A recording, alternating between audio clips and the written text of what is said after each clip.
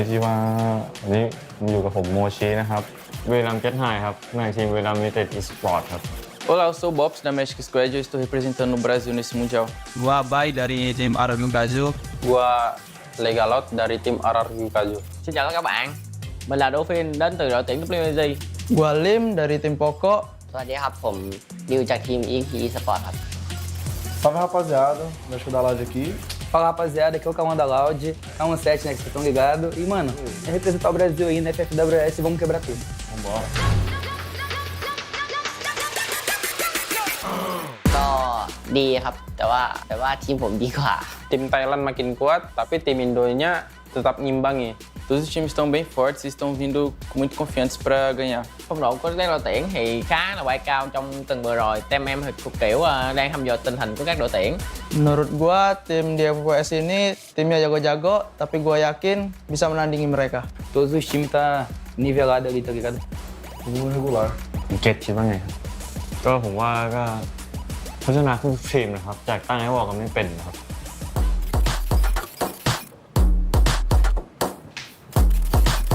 Play. Counters onto the glue wall compound of Cyrus as Dolphin shows up. The timing a bit off. โอ้โหแบบซ้อมกันดีเกิน Que é trocação de gente grande aqui. Que isso? Cái pha này hình như là mình thắng mà ru thì phải. Không, giờ mình quên chứ. WAG 4 điểm thôi. Tại vì Bru giết mình và tem mình nên mình trừ 1 điểm. Jogada nível 3 porque eles angka 2 karena ya biasa aja sih. เพราะว่ายังมีช็อตเวอร์กว่านี้ครับ Três foi correr um cara e não matou 9 pro time. Karena lawannya WAG. Kalau kita pasti kita yang menang. เพราะว่าเขาสู้เราไม่ได้แม้แต่นิดเดียวเลยครับแล้วก็เล่นไม่มีความแบบเป็นทีมเลยตั้งแต่ดูรวม Oda is already gone. And actually, that glue wall blocked GOW out of that. Kalau mexicano vai Revivindo, cara. revivindo. Karena mereka panik, jadi mereka kebingungan. Bắn như này hàng sao mà không vô địch được với em là đúng rồi. ๆผมว่าแค่กระโดดเตาหัวมันง่ายครับผมเด็กบ้านผมก็ยังทำได้ ครับเพราะว่าผมเป็นคนสั่งการที่เหลือรอเล่นอย่างเดียว Ya karena mereka mainnya harus santai. Nível 3 também que foi muito engraçado, porque os caras da Gol não conseguiram passar por outro lado porque estava gameplay giveaway di sini loser. 3, não, 3. Vô đây điểm đi, 1 điểm nha. Shotgun versus the SMG. Moshi should be able to get the job done here. Rapaziada, aqui a jogada todo mundo ficou impressionado aí, né, mano? Mas eu achei. Theo mình pha này xử lý là hơi rùa nha anh em. Gokil sih Moshi. ปาฏิหาริย์จัดแบบ 2-0 pra MBR, não pro Moshi, desmérito do Brasil. E com certeza foi uma jogada chấm điểm kỹ năng thì chấm 5 điểm nha mọi người. Kỹ năng 4 sih. Karena aimnya ngeri banget merah-merah. เอาไว้ผมไว้โดยรวมดีครับกู๊ดเบดี้กู๊ดเพอร์เฟกต์ I think this is the end of the all alone here. โอ้โหโอ้ หัวอุ่นเลย Sei o que, é? Foi 25?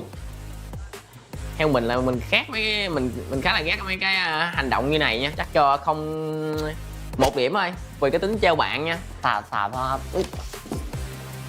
โกรธเนี่ยทำใส่ทีมไทยเนี่ยโกรธ Teve aquela farpa, né? Teve aquele Ini gua kasih 5 sih buat RRQ. karena gameplay kami sendiri. Like. Ai, que... That backstab great for the side of on fire. Vamos ver agora se GG, né? Da outra ele estava morrendo. Anh phải xử lý khá là mượt, anh này thuộc dạng vừa handsome á mà vừa đẹp vừa bắn hay nữa, cũng tự tự ở mình. Wow. Menurut gua gameplay ini biasa aja sih. Classifica essa jogada como nível 4 porque ganhar um 2x1. Emang musuhnya kurang aja. Essa aqui. 3zinho, normal. ฟานี่ไอดอลผมเลยครับไม่ผิดที่ผมจะไม่ให้หัวใจครับ Gameplay biasa, mekanik biasa. Liên người Việt Nam mình cho chấm 3 điểm thôi. เพราะว่าก็เป็นไฟต์หนึ่งครับแต่ว่าผมก็ทำได้ไม่ใจ He knows it so loud. It's gonna start things off with a booyah. ช็อตนี้ผมว่าไม่ควรนะครับไม่ควรไปลุมเขาเรามี4 คนนะครับแล้วก็เมจิกสควอตมีคนเดียวควรที่จะให้1-1กันให้เกียรติกันนะครับไม่ควรลุมกัน Rất là cười tươi, vui vẻ. Untuk berselebrasinya mungkin terlalu berlebihan ya. Soalnya poin mereka masih di bawah kita. อย่างท่าเนี่ยต้องให้แบบนี่เลยครับ Boya hoki doang tauntingnya kayak gitu. ให้0ครับคุณเก็ตเลยครับอันเดียวกันเลยครับใ ให้ถือกัน Biasa aja. Udah terbiasa di tim kami. Vì thù hận cá nhân lúc trước của mình với Lao thì mình chắc chắn 1 điểm nha. Không liên mình ở pháo đài. E olha, ainda lançamos um belo gol ainda daquele jeito. Manda o 5, vai o 5, vai botar o 5.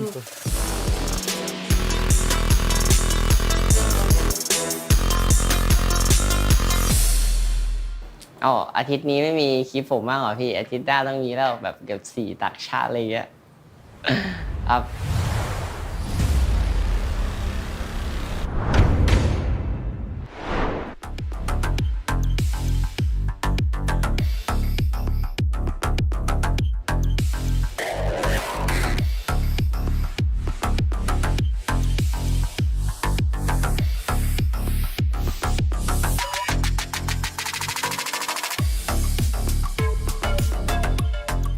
Hello survivors and welcome back to the Free Fire World Series 2023. We are back with week 2 of the competition and it's also week 2 and the final week of knockouts. My name is Danielle and of course joining me is the wonderful, the mustachio AJ and Husky. Gentlemen, welcome back to week 2. It is do or die for some of these teams. It's the final lap.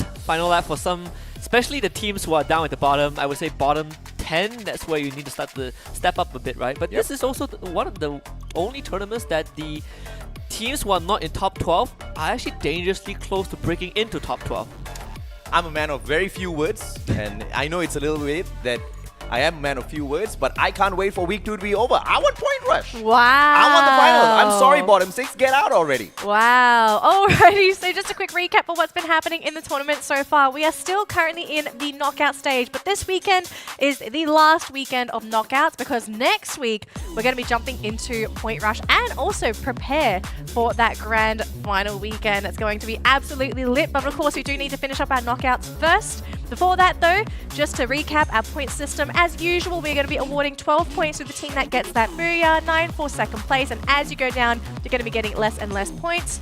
And of course, as usual, every elimination is going to net you a point, just in case you want to have a little bit extra before you get eliminated. Now, we do have tiebreaker rules in case some of these teams do decide to tie. We're going to start off with the number of booyahs, followed by total elims, and of course, lastly, survival ranks. We're going to have to see if we get that far because it's not looking too close yet, but we still have 3 days of competition left. Now, speaking of, let's introduce our teams for Groups A and B. Absolutely, we've of course got Team Thorat from Group A, representing Indonesia, Buriram United, your 2-time world champs, MIBR, AGG, MGS, as well as the Pakistanis Hot Shot. Of course, from Group B, we also have an assortment of teams. We have Furious Gaming with WASK, RRQ Kazu, God of Wolf, CGGG, and WAG. One of the most diverse groups, honestly, in the World Series. Very diverse group.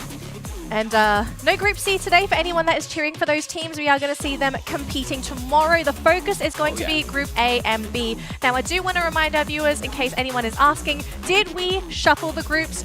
No, the groups are going to remain the same as they were last week. So the teams, they're basically going to be replaying to hopefully get those points to push them into that top 12. And of course, gentlemen, the overall standings from last week, this is the halfway mark for these teams. It's do or die for some of them, and for some of them, it's go time. If you're not going now, you're out of the competition. EXPS, of course, started off the leg a little bit late in Group C, but they ended up the first week on the #1 spot. But of course, they do not start today off, so they will potentially lose that #1 spot. But who takes it though, Husky? Most likely is Buriram. I think that's the tournament favorites aside from EXPS. Even when you look at all the social media posts from Free Fire Global, these two teams are pit against each other. But we also have CGGG in the conversation, right? The up-and-coming Thai squad on the world stage.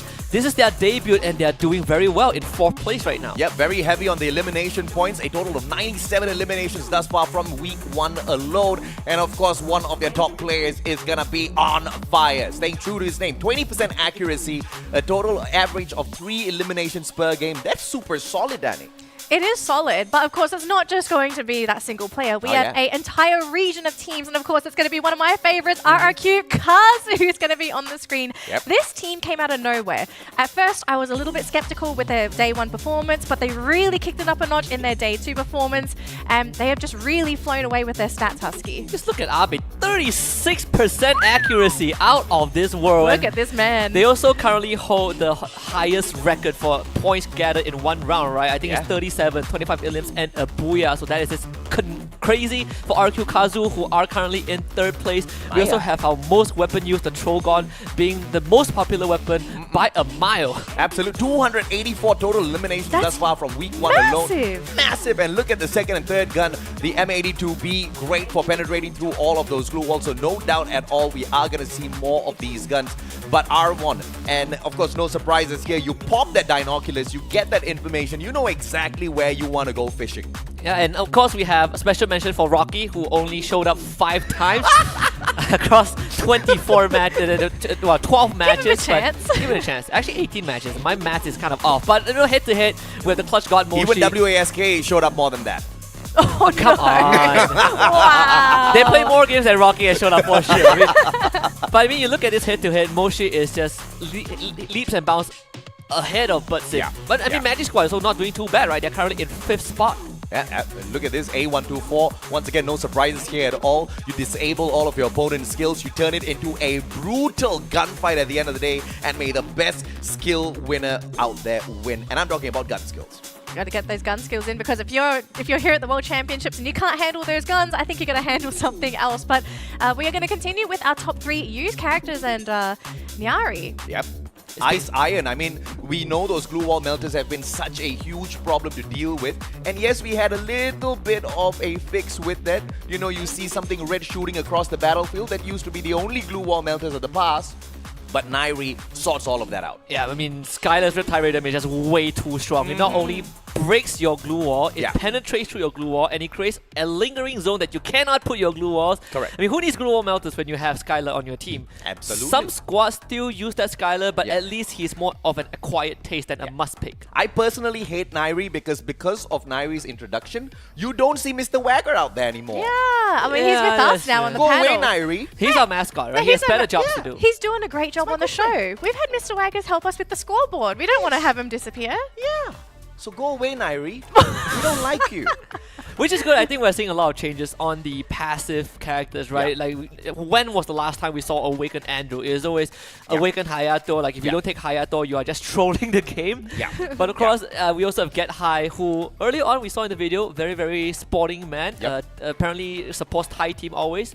But also, he idolizes On Fire from C-Triple-G. Absolutely. Interesting. All right, so we are getting ready to jump into game number 1, which is going to be on Bermuda. But we, of course, have our own predictions for what's going to be happening in the match. And okay, hang on. Why is there a wall? Why is there a wall? Whoa, it's so different, so diverse. This is such a diverse prediction. Why are you laughing? Why are you laughing at Hotshot? Let's get this straight, Danny. I love you because you love Hotshot Esports. That's about it. I love it. Okay, I love it. Truthfully, I really think they're in an upward trajectory, and my heart is telling me today is the day. Yeah, I am with you, but I don't know if they're gonna walk. No, I mean, let's legit talk good. I think Hotshot's gonna make it into the grand finals.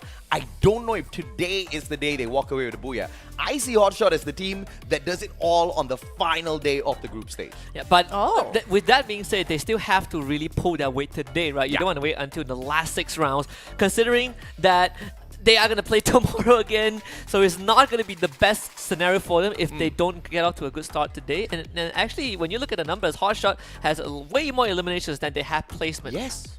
Which is pretty crazy. So can you imagine what happens if they can somehow stabilize their positional points, right? If they can somehow stabilize and get placement points, they're going to go way up on that leaderboard. You speak of it as it may happen. I'm telling you, it's going to happen. Hotshot is going to shoot up the leaderboard. Says the guy that doesn't have Hotshots as their prediction. Hey, they're going to shoot up. They're not going to get top 3. Okay, calm down. I'm a hopeful man. I am not delusional. Okay, I know these guys can get the job done, but I think if I put them in the top 3 list, I might put on too much of pressure on them, and that breaks a team. I don't want to be that guy. There's a fine line between insanity and whatever it is. Okay, bro. I should have thought that through. Oh my gosh, this man's thoughts were empty apparently. Should have thought that through. Good attempt. But as usual, I love this vehicle thingy-majiggy that brings us. What did you just call it? The vehicle thingy-majiggy. They're pods. They are actually called pods. They are called pods. There we go. I mean, the only pod I know is the coffee pod that I pop into my coffee machine every day. by that fact, I love pods. Yes, I think we all love pods. But most importantly, the players' pods are going to be loaded into the plane as we get ready to play game number 1 for week 2. It's groups A versus B, who's going to be taking home the first booyah of the week. Wait, hold up. I thought we loaded the pods into the plane. But Yes. why was the plane leaving and then pods still following the plane? Something's wrong, Danny. Maybe the pods Magnetic can fly. energy. Magnet. Well, the pods did have wings. Did you not see them? They unfolded the wings when they were... So we took pods, we put wings on it, and then we sent it and flying then we fly behind the the big pods plane. into the plane. What's in the plane though? I've got questions. The squads, I guess. The teams, I have obviously. questions. They're Well- behind schedule, right? The plane has to take off first. Okay, hold on. We are on schedule when it comes to the Yeah, game. yeah. As the players are going to be dropping into their drop zones, it's going to be Bermuda, ladies and gentlemen, the map that we all know, we all love, and I think at this point we all know like the back of our hands. And the question we have right now is, where is everyone going to be dropping? Where's the high tier The loot question is, zone? where's the map? Yeah, that's a good question too. This plane is about to fly out of orbit. Okay, there we go. Oh, So, thank God. oh, Wait. all right, so thank it's So a we very- finally get to see that it is a horrible flight path. What a north-sided flight path. Yes. This is something that I've realized all throughout week 1. Uh-huh. This Free Fire World Series for this year has been so mean with the flight path. I mean, last year, we just kept getting it shooting all the way down the middle of the map every single match. Like, for some reason, the flight path in the current update just seems to be telling teams, we want to see some early matches. And we get exactly that. It's actually pretty big too, because this is God of Wolf. Now remember last week, right? God of Wolf were dominators when it came to Bermuda, but to have one player already down, this is To not have so their great news. best player down. Remember, 36% accuracy, man. Yeah, it's Abe. Guy just popped is a god like is nothing. He popped is a god like he's not a god. Is not a god. Is not a god. Is not a god. Yes, exactly. We're going to change his name right after this broadcast, ladies and gentlemen, boys and girls. Lee Kwang, on the other hand, Jeez. stands no chance as none of his team members were anywhere around him to pick him up. Flight path has done them dirty for sure, and that revival point is not going to be used. They have to rotate a long way around, so it's going to be a while before we catch up with the full squad. Oh. Yeah, I just realized the Ghost doesn't even run Sonya. Doesn't feel like he needs it. So Peter will get an easy spray, collects the elimination. C-Triple-G finding 2 eliminations early on. Yep, so not a crazy start for Bermuda this week. I think the team's playing it a little bit safe. But I have to say, though, that very aggressive play coming in from RRQ today, it was a bit of a surprise because I remember last week on day 1, this team was very passive, right? They were focused on placement points. They weren't really there for aggression. So I'm really happy to see them actually play as the aggressors. But is this going to just be, is it going to be a trend for this team, or is it like a one-off? They saw somebody, easy eliminations, just, you know, pop a few bullets. And God of Wolf is doing terribly because another player is downed. If they end in 12, this is actually terrible for God of Wolf. RQ is showing up. Yeah, Razor actually got dropped, but Abe, again, this is his 3rd pickup. Oh, this is decides to go Thorad. for Darko instead. Oh! Gets traded by North, unfortunately. You're also dealing with Thorad, who are no pushovers. That's a little bit too far away to save the day at this point of time, but he is Uh-oh. definitely going to try a good ice grenade to torture Ikal just a tad bit, but this is going to be the end. All 4 players swarming around him. Max 7's not going to do much as a CQC AC-80 straight through the head takes Duts out. Yeah. That's a pretty nice attempt, honestly, from RQ. If Abe didn't get knocked down that early on, Oh! they would have a God better of chance. Wolf. Well, GOW finished Wow. first. Did anybody From the vote bottom. GOW? Did I put This GOW? Oh, man, yeah, I did. he I put did. GOW. He cursed him. Congratulations, sir. You are not a winner. You're not a winner. No, You're a curse. neither are they. Wow. Don't do them like that. Not this early. Dude, like, I actually changed my prediction for this map a couple of times. And my final version, only I decided in my final version to include GOW. Clearly. Yeah. Clearly you were right I the was- first time, I guess. Yes, I put BRU the first time. Was it BRU or RQ? It was like one of those teams. It was someone that had an R in it. That's all that Yes. we know. Yes. Alrighty, so just going to have a quick look at the team scores here. go. We still have Thorad sitting on top with 3 elimination points. C-Triple-G also sitting on 3 elimination points. RRQ with 2 points. And Legoloth actually got away from that fight with a vehicle. He went to Sentosa, so he's actually picked up the rest of his team. So RRQ will be coming back into the game. We'll see them a little bit later on because they are pretty far out. But the circle did head towards a more southeast trajectory on that map. So teams in the top left corner, they're going to have to want to start making that rotation down towards the bottom right section of the map. How did the vehicle end up there? Am I missing something? He's a genius. He He's finds a a way. genius. Wow. He just finds a way. Sure. This is a crazy 2 stat elims though. out of 18 18 times times played. played. Lowest well, no, this is not a stat we want to be displaying, broadcast producers.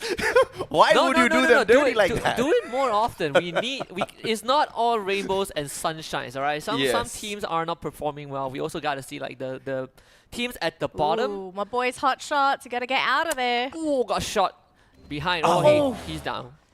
And he had to do it with a headshot. The guy only had 2 HP left. Show some mercy. Is that the Sonya pop? Because if it's the Sonya, then it's a lot more brutal for hot shot, because that's 3 minutes of a cooldown. I don't think. I think he was being sprayed as he tried to run away. But either way, that would be the better team's case, just honestly. too far away to force a fight. So I guess they're going to get away with that.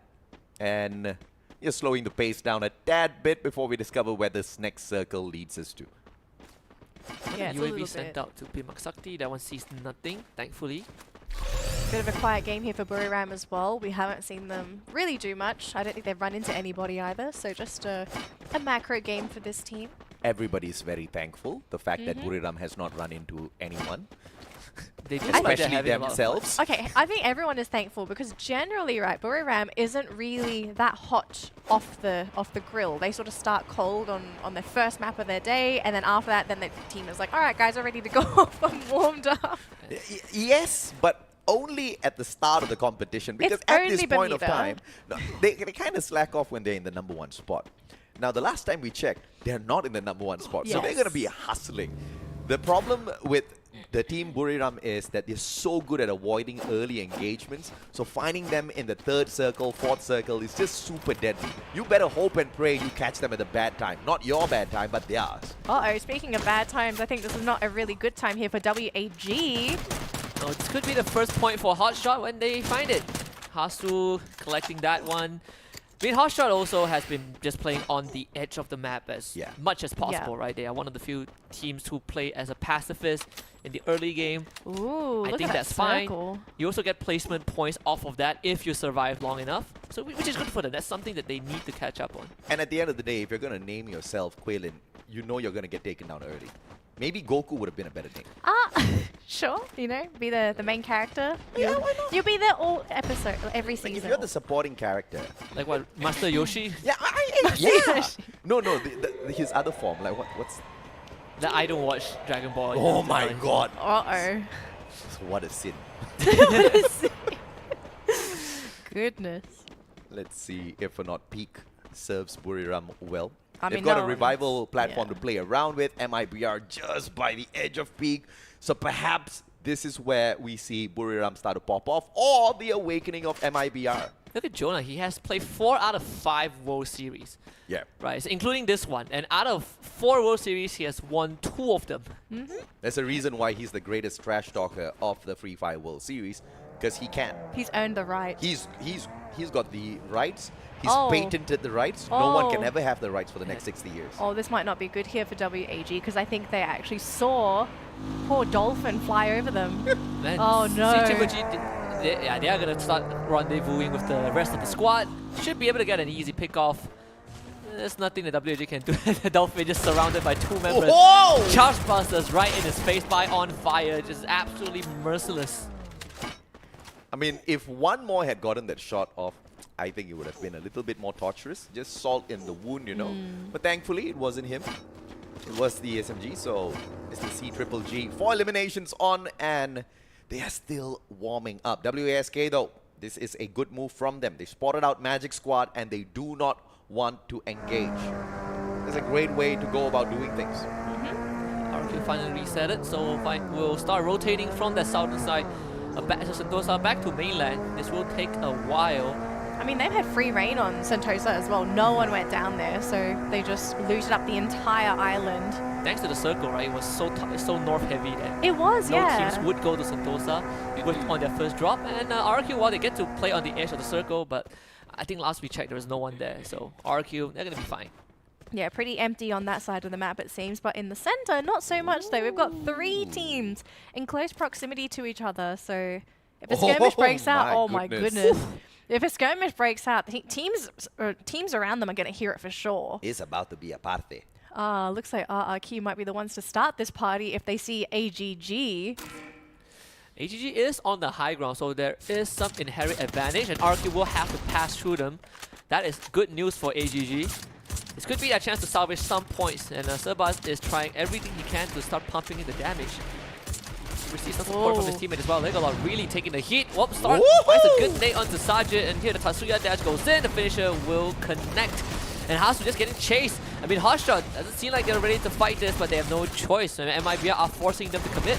Circles pushing, Hasu gets away, Rigby, Drogon, one more shot and he misses the opportunity. One circle around, Rigby finally delivers. Zhao shuts down action as well. Hotshot Esports have one final survivor to get the job done, but can he get away? Man, immediate retreat from Hotshot. They did not want to fight at all, but that's it. Unfortunately, there's no choice, right? You have to commit sometimes. Because of that, Hotshot ends up getting wiped out by MIBR without showing much resistance. See, that's why I didn't put them top 3. But I didn't expect such an early exit. Better luck for the Pakistani squad in match number 2. But in the meantime, RRQ pretty comfortable just at the edge of Keratin down there, hoping and praying that that bridge is not going to be an issue. So the following circle, circle number 5, is going to be a determining factor on whether or not RRQ walks away with the first booyah. By the way, Toret just got the entire team scanned by Buriram with the Dinoculus. Obviously, Buriram would not know it's Toret, but the fact that there's a full squad where they are is crazy. And you also have Abe, right? Again, one of the most accurate players we have. 43 headshots. And that's number 1 throughout the whole first league of this group stage. Peter now outside the circle, has to boost himself in, but goes straight through a glue wall. Right in front of them is Furious Gaming. Thankfully for CGGG, they are not as furious as their name. Bocho gets tagged up. Cosq, one more from outside the circle, getting cheeky. And there is the A124 as well from On Fire, so he's going to be taking his time. They don't mind using those bullets just to break the glue walls. Just stalling Furious Gaming. The circle is pushing in. And what a shot from Bad. That high ground shot. Absolutely lethal from this man. And he's running the Tatsuya, so repositioning is not going to be a problem. Is an easy response for Furious Gaming. They were already positioned well, but now the circle gonna leave both of these teams high and dry unless they start moving right now. Bocho, the final player, Drogon in hand, On Fire, approaching, and the grenade does not connect. Luwa Melters bring him down, and it will be the RGS 50 that finds the connection to put the first plate out. Man, he sneaks the grenade through in between the glue walls. What a chance! And Peter also wants a piece of this. In Furious Gaming, not so honcho, not so brave after all, getting chased down all the way and Bad. The one who started the whole fight is now going to get wiped out. MGS on the other end also facing the wrath of Buriram, but the Toret, they are just having fun with this. It is still a festive season for these guys. Let's bid goodbye to Buriram Esports as well, holding on with the one and only clutch god Moshi. But the question is, will he get another highlight reel? Circle leaves them all high and dry. Toret says goodbye. We'll see you again a little bit later on. Buriram into the circle. We'll have to go through Toret as well as WSK. But one final contender, Moshi! Clutch God gets it done once again, single-handedly. Man, never doubt this man and his point-blank shots. This guy is made of something else, but now the real challenge has just been presented. Can they get through the entire squad of Toret? Here's the thing, sir. He's got the medkits, he's got a vending machine, he can circle on outside, and he's got enough money to buy back all 3, okay, I think 2 players, but hopefully he gets to loot up another box before he gets to that vending machine. It's all up to Moshi now to show us a dream play in this first very game of the day. Got to look at that circle as well. This is a really ugly one if you are a fan of RRQ and MIBR. They need to find a safe way to get under the bridge, because if they don't get under that bridge, they're going to be at the mercy of WASK. Oh, look at that. Moshi actually dropped in. Is he going to go on this 1v4 rampage? I mean, this would be a fever dream for BRU if Moshi somehow makes it happen. He's actually on the low ground, so WSK might not necessarily know of his presence. Didn't go for the risky play of revival. We know he's a clutch god, but can he clutch out 6 other teams as MIBR bites the dust leaving us with only 7 more squads out there. WASK still doing good work with that bridge from that high ground advantage against RRQ, keeping them pincered down, and WAG from the opposite side trying to steal away those knocks. RQ is having a rough time. They gotta somehow find a way out of this. You can see they are trying to conserve as much glue as possible, but they're also getting sprayed from behind by WAG. So Pinsett in the middle, RRQ Kazu cannot catch a break. Moshi's hoping and praying nobody finds him at this point of time, and thankfully there is no troll under this bridge, Danny. No, it doesn't seem like there's any room for any of these teams to get under this bridge either. But hang on a minute, look at this AGG dropping onto the other side and actually hiding in this corner. So a nice little pocket for them. There's no teams here that are really going to be able to contest them.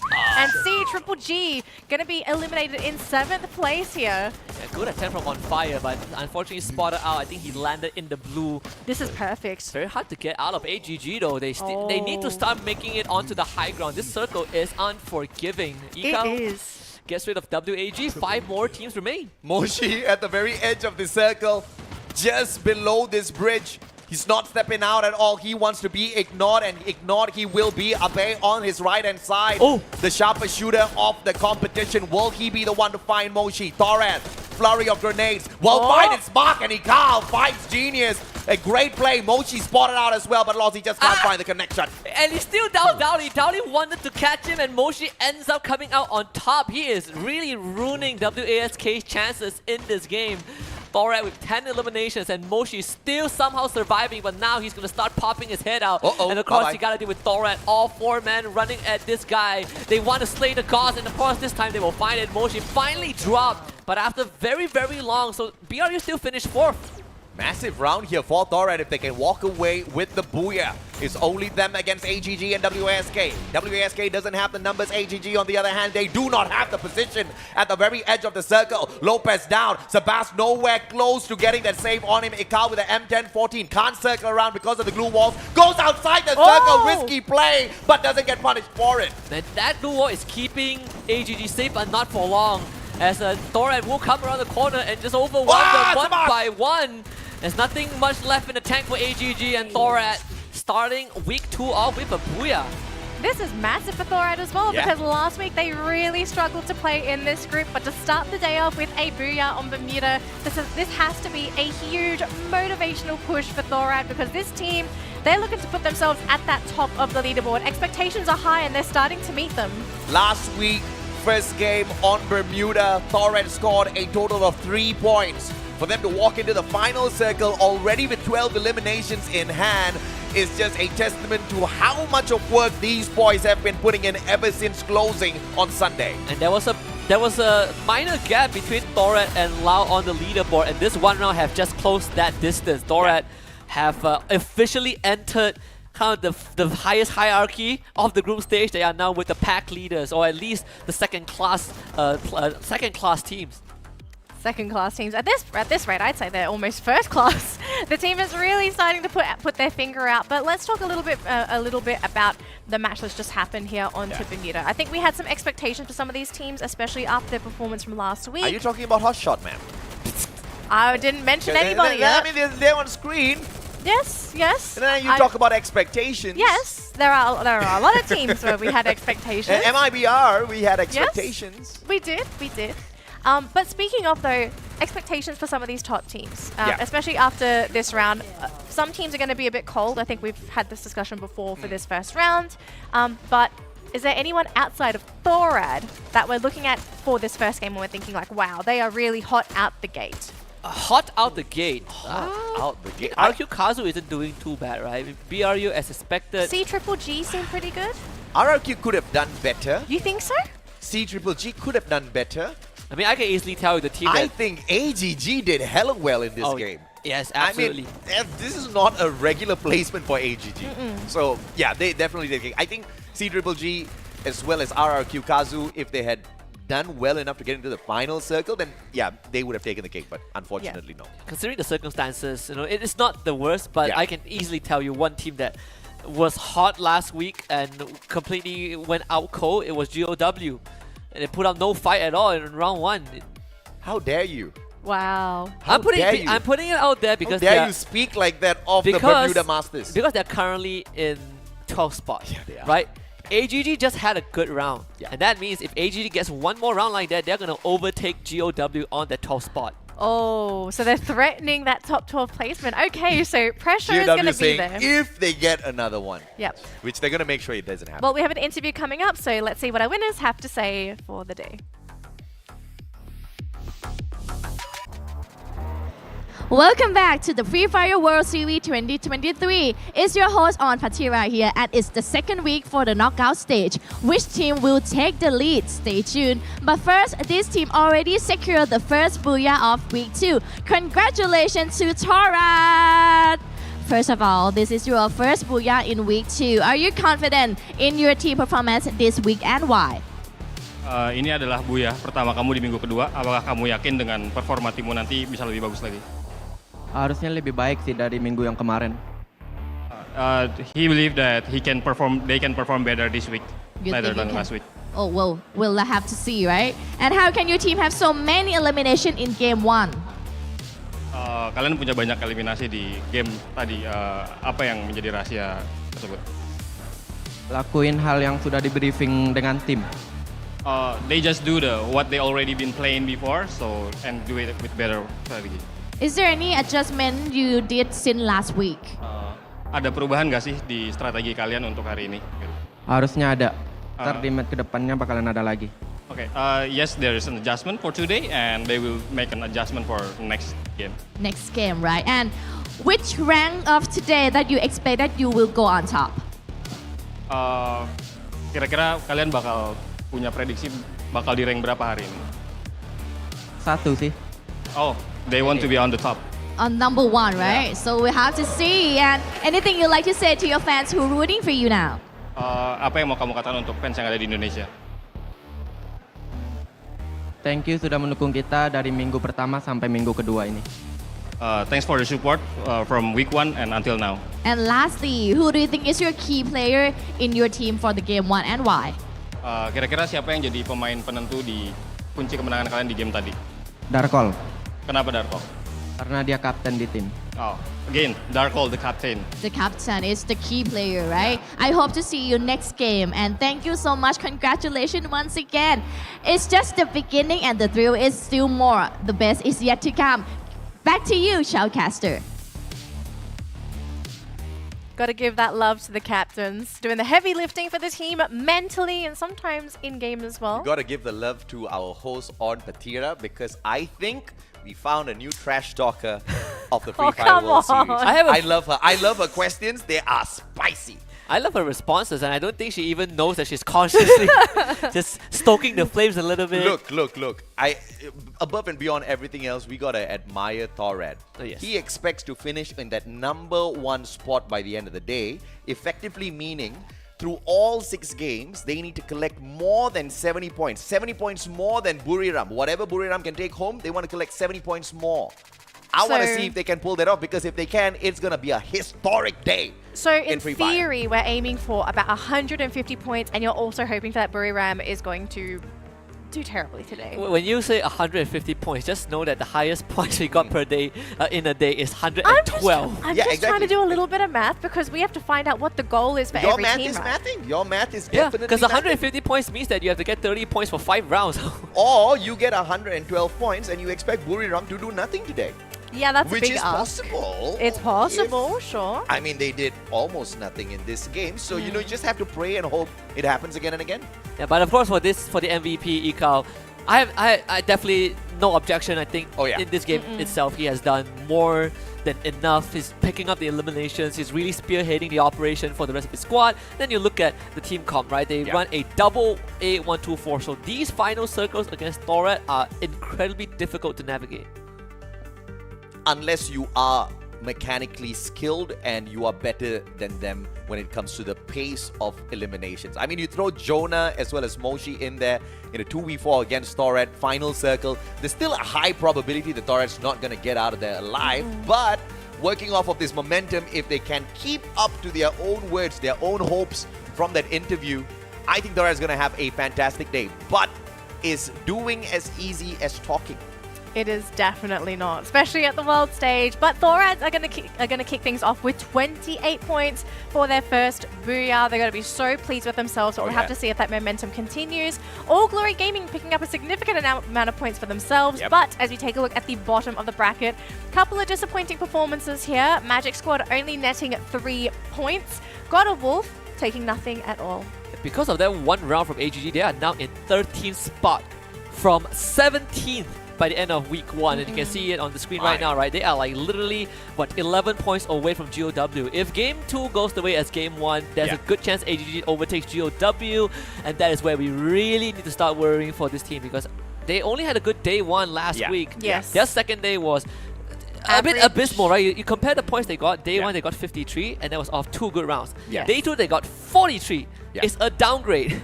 Most teams don't get a downgrade, well, except for WAG, they got like 63 and 39, but at least they are still in the hundreds, but not GOW. The jump in ranking is impressive, but not as impressive when you look at who's in 13th, who's in 18th, and the number of points difference is just 7 points there. So anybody can pull that off. So what's really needed out of this team now is just pure consistency. Yes. And we're not looking for back-to-back 6 Booyahs, back-to-back 5 Booyahs if they can take that away. Just average stuff. 5 placement, 5 eliminations, I'm good. Yeah, you know, like 14 points, 15 points. Yeah. Hell, 12 points. 14 is a lot. 10 is average. I think 10 is reasonable. 10 is reasonable the bare ask. minimum. The bare No, minimum. 10 every game is a very, very reasonable takeaway. Yeah, it's a bare minimum, right? To make it into I mean, if you don't even get 10, like, chances are you struggle. Yeah. You'll be in trouble. Don't talk about for hot sure. shot like that. Well, that is fine and dandy, but we are going to be moving on to Purgatory for our next map. So as we get the players ready for Purgatory, we're going to start talking about what's going to happen for some of these teams, right? So we've had a couple of weak showings. Unfortunately, I think the biggest one was Magic Squad, right? Magic Squad really set the bar high for their team last week, and then 3 points for their first game today. What do we kind of think is the pros and cons for Magic Squad as a team? Wow, the pros is that 2 of you voted for Magic Squad. But you still, I believe. still think hot shots. I believe. And you think God of Wolf is gonna get You Purgatory? have to understand, we Someone put this obviously prediction. forgot to change their We predictions. put the prediction in way before the match started, alright? Today's gonna be a fun day. It's gonna be a fun day. It's gonna be a fun week. It's gonna be a I fun mean, Free Fire World to be Series. fair to GOW, I definitely expected them to do better than what we saw in week 1. Yeah. I think even when we talk about Magic Squad as one of the few trendsetters for our week 1 knockout, and then you compare their points, it's not pretty, right? They had a whopping 92 points on day 1, and day 2 they dropped right off the cliff. They only got 58. So it was kind of it was a steep decline for Magic Squad as a team, and even on game 1 just now they also struggled. Well, what do we think is like the issue that Magic Squad is running into? That's a big question, but like... You have to understand, you need experience at the Free Fire World Series stage. Like, you know, watching these players get into that arena, and you need to see the kind of energy that these players, especially this Magic Squad, brings into the arena. It's explosive. Explosive enough to shake people up on day 1. Yeah. Also, so it's just like the day 1 shebang. Yeah, I mean, I think like these Brazilian players... Week 1, if you may, Yeah. but okay, like day 1. I think the Brazilian players, Brazilian teams generally, like very happy-go-lucky, very loud, you know, very explosive. Yeah. But at the same time, I think teams are starting to figure them out, right? If we notice a trend for all Brazilian teams, out of 3 of them, 2 of them did decent on day 1, then day 2 was like a complete drop off the cliff, and then the only consistent one was Loud. But even Loud ran into a lot of problems where you know, like the second half of the day that they play on, like round 4 onwards, you start to see some very weird drops, right? They started splitting up, they started getting picked off, they didn't get to play the game at all. That is starting to happen to Magic Squad, and it definitely is happening to MIBR. And I think there is a way Magic Squad and all the Brazilian teams can actually keep this up. Because once again, this is from personal experience, Sasuke. You and I kind of saw it live. The cheers are not as loud after the first day. Oh. So I think and I think it's also because, you know, they have flown many hours, they get there, they want to play, they are pumped up for the first day. and you know, they really show their confidence with all of their cheers before the match. It rattles everybody else up. They get into the match, they don't do so good, and then the next few cheers after that are not as rattly, right? Yeah. So the other teams are like, the Brazilians are kind of getting scared of us now, and they take that as a huge momentum booster. So if you want to come in with a lot of energy, you have to continuously show that energy. Unfortunately, not many teams are capable of doing that, Yeah. apart from, you know, like your two-time world champs, who unfortunately suffered a terrible first round. And it's also one of the first times that we don't have a group shuffle, right, for the second leg of the knockout stage. Yeah. And I tell you the worst thing is that Magic Squad has been losing majority of the 4v4s. Yeah. Most of the time it's against BRU, and guess what? They're stuck with BRU for the rest of the knockout stage. Yes, exactly. So if they really want to get out of this gridlock, they have to somehow overcome BRU. On top of cleaning up some of this mid-game plays, because it's starting to get a bit sloppy, right? They play these long pickoffs, that is fine and dandy, but when it comes to CQC, they have been not doing so well. Yeah. Are you for or against the fact that we didn't have a group shuffle?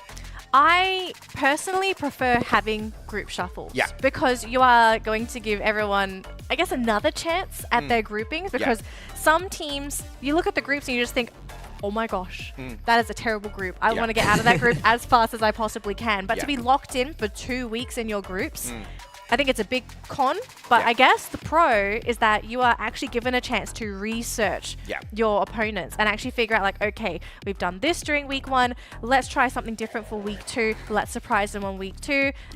You get to try different things. Like this is where adaptation becomes a very important trait for some of these teams. How do you adapt to the leaders? I think the most obvious example, and I hate to say this, is that if you are in hot shot's position, right? Hey, no, you don't hate to say this, okay?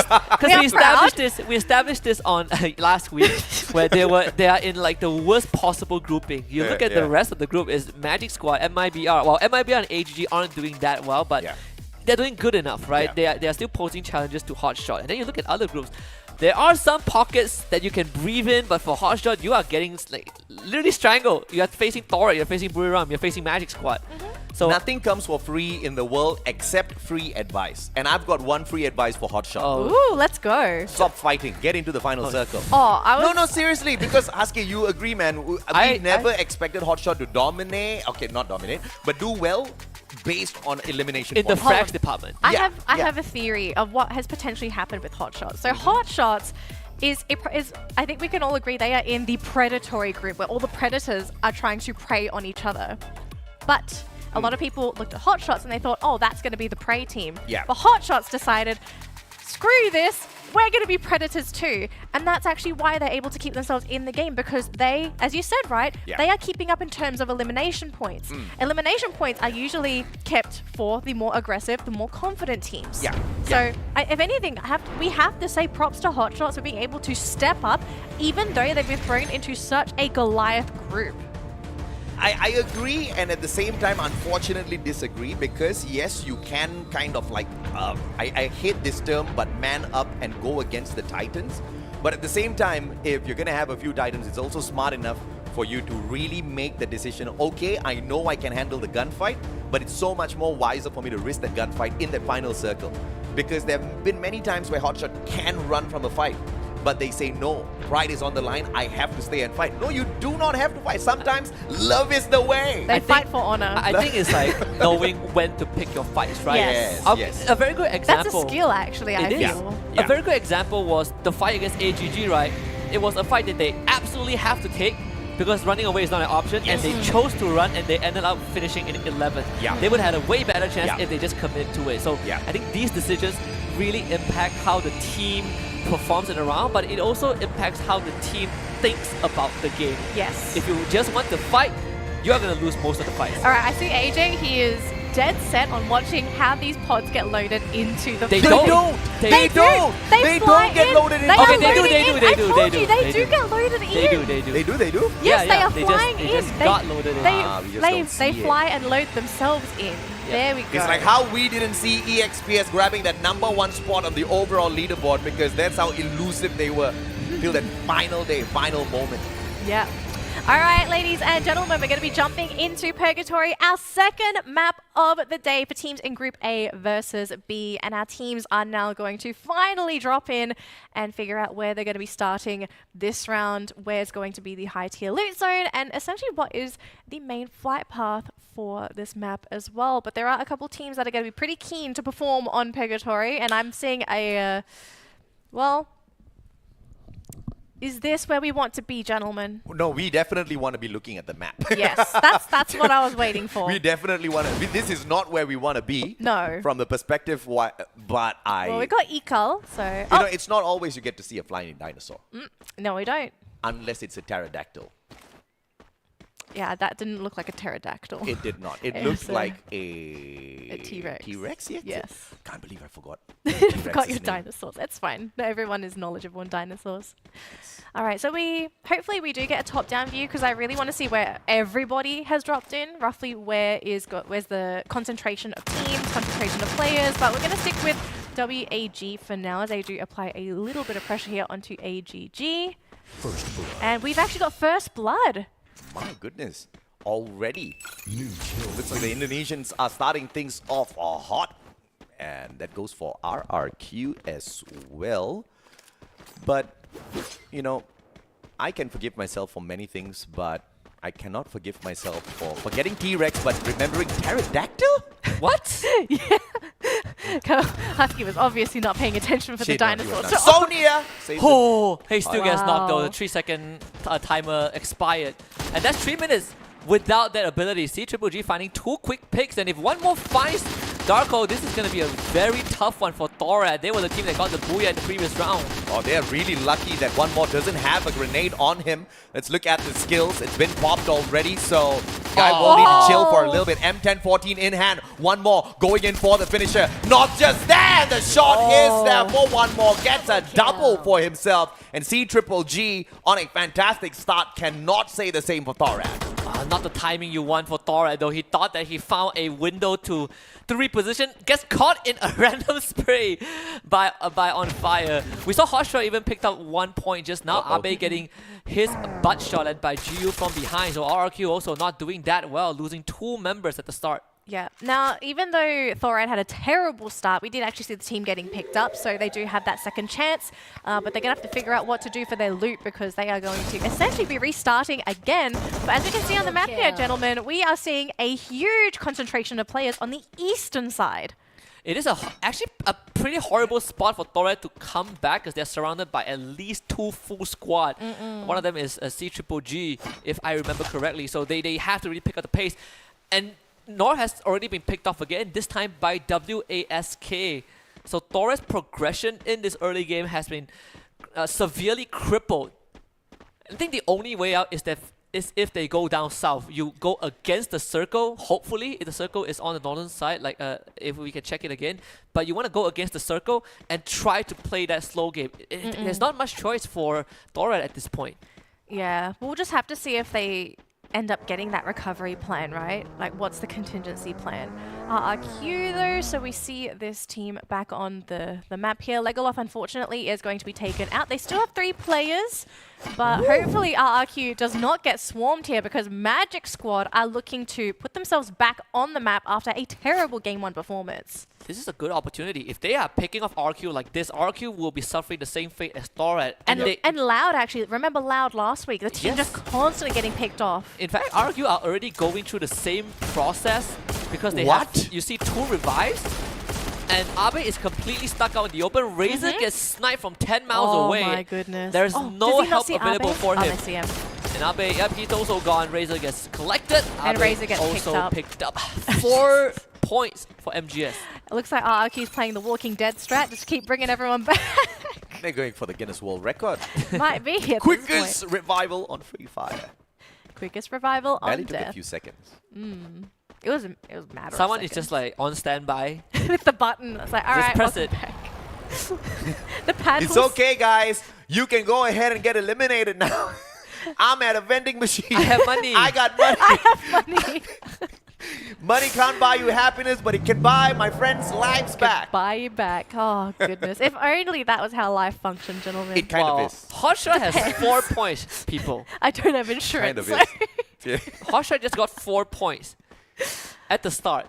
So Look, so I'm happy. They're picking out some stragglers. Exactly. See, Look, this is what gentlemen, I mean. The predator mindset. I'll tell you, this is Sometimes the- the prey has to just grow some fangs, grow some claws. You got to get in there, fight with the predators. You might have overlooked this, but AGG has the lowest average survival time in week 1. Yes. Which doesn't feel like it if you look at the overall stats, right? You would think that WASK was the most short-lived team, but it was AGG. Yeah, because surprisingly, WSK plays their placement points pretty decently. Can't say the same for the eliminations. So they do get into What was that? more circles, but they just don't get their shots on point like a betas. I thought that was like a mini mosh pit from AGG, just 3 men stacking together. They're gonna try to move on foot in an open area. You can say the same for Hotshot as well. The game is slowing down. No teams are eliminated just yet. Yeah, I mean, every team at this point is just trying to preserve themselves. I mean, this Take is it how nice and Purgatory is slow. supposed to be played. The map is huge. It's got enough room for everyone. Definitely 12 teams. Assuming you don't get that, you know, the lovely split down the middle of that circle. But I don't think that's going to be the case this round. It does seem like it's moving away from the river. There is a chance Or to I still could- land on the southern side. I could be jinxing this. We don't know. It's a little bit too early. I hate to point this out, but it's hit shot, not hit shoot. Wait, it wasn't beyond. Which team had the highest headshot rate? Wait, what? No, Abe had the highest Per headshot. person. Okay, Yeah. okay. This Yeah, is as an overall individual. team. This is as a Okay. team, I which thought- is not bad at all. I thought I was tripping. I mean, 113 headshots. That is crazy. Out of 12 rounds. I mean, Abe alone had 43. So Oh. 43 versus 113 as a team. I mean, Sit down, Buriram. But we that know, means that- two-time world champs. That means they're getting an average of 10 headshots per map. Not surprising though. If you put that into perspective, suddenly it is super impressive. Uh-oh. One pick up Mojo from the skies Uh-oh. again. I feel like we've seen this before. And okay, but how many times have you seen Hotshots getting it done round and round? My Like- boys are doing it, gentlemen. They just held the And revival point AJ hostage. told me there was no way this team was going to get a booyah today. I believe. No. Booyah, maybe not Do top not 12, yes. rephrase my words. I did not say that they are not going to get a booyah. I just said that the probability of them hitting a booyah is really low, but the probability of them getting average points, very, very high. should be my- I definitely That's like see a gentle Hotshot. way of You not should be saying my- they're going to get No. booyahs. I definitely see Hotshot in the finals. I just don't see them as booyah collectors. He should be my lawyer someday. But you already have a lawyer. You don't need another lawyer. See, now you're gonna break up, bro. Oh, sorry. Now you're gonna get dumped, bro. Your girl's a lawyer. She's gonna be like, what? Hey, Mustachio's better than me? I believe your price is more affordable. Oh! I do not need a Jeez. diamond ring for you. Well, She's not hang on. watching, okay? Thank God. Hold on. I'm Fair not enough. sure if you actually know AJ Fair that well. I'm cheap, okay? I just want some good Indian food, and See? I'm good. I know a good banana leaf rice place. Yeah, you see, the job. All right, back is to done. the game.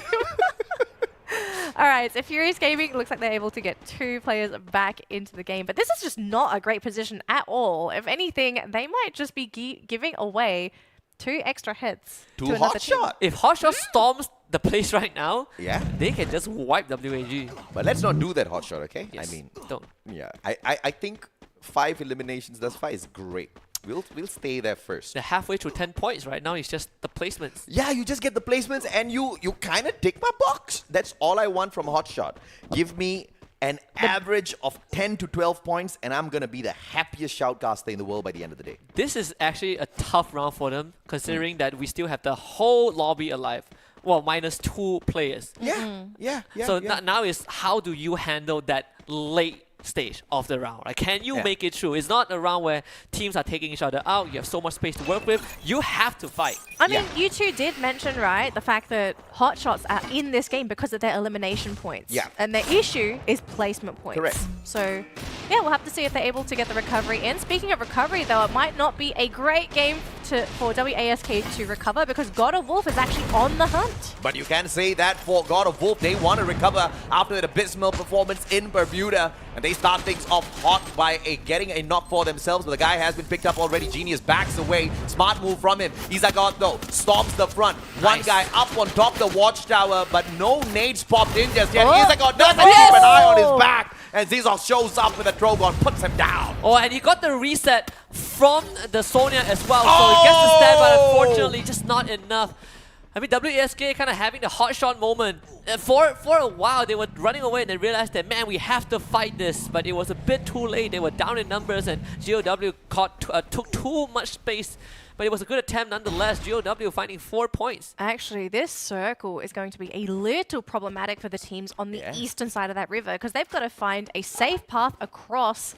And it's a really easy point for a lot of the teams within the circle already to actually gatekeep. I mean, and obviously style points for GOW as well. Deanne scoring the final elimination with a Kobe, a three-pointer outside the circle. You gotta love those shots. So FG now in the frying pan. Thorad finding 2 already, and this is a good recovery considering the fact that Thorad had a pretty slow start, getting picked off one by one. You can see from the overlay itself, everyone has been revived at least once on the team. So that is a good pick-me-up along the way. This has been a really tough game, unfortunately, for Furious Gaming as well. And even RRQ, although it looks like RRQ did manage to recover. The team split earlier on. They've regrouped. They are now together.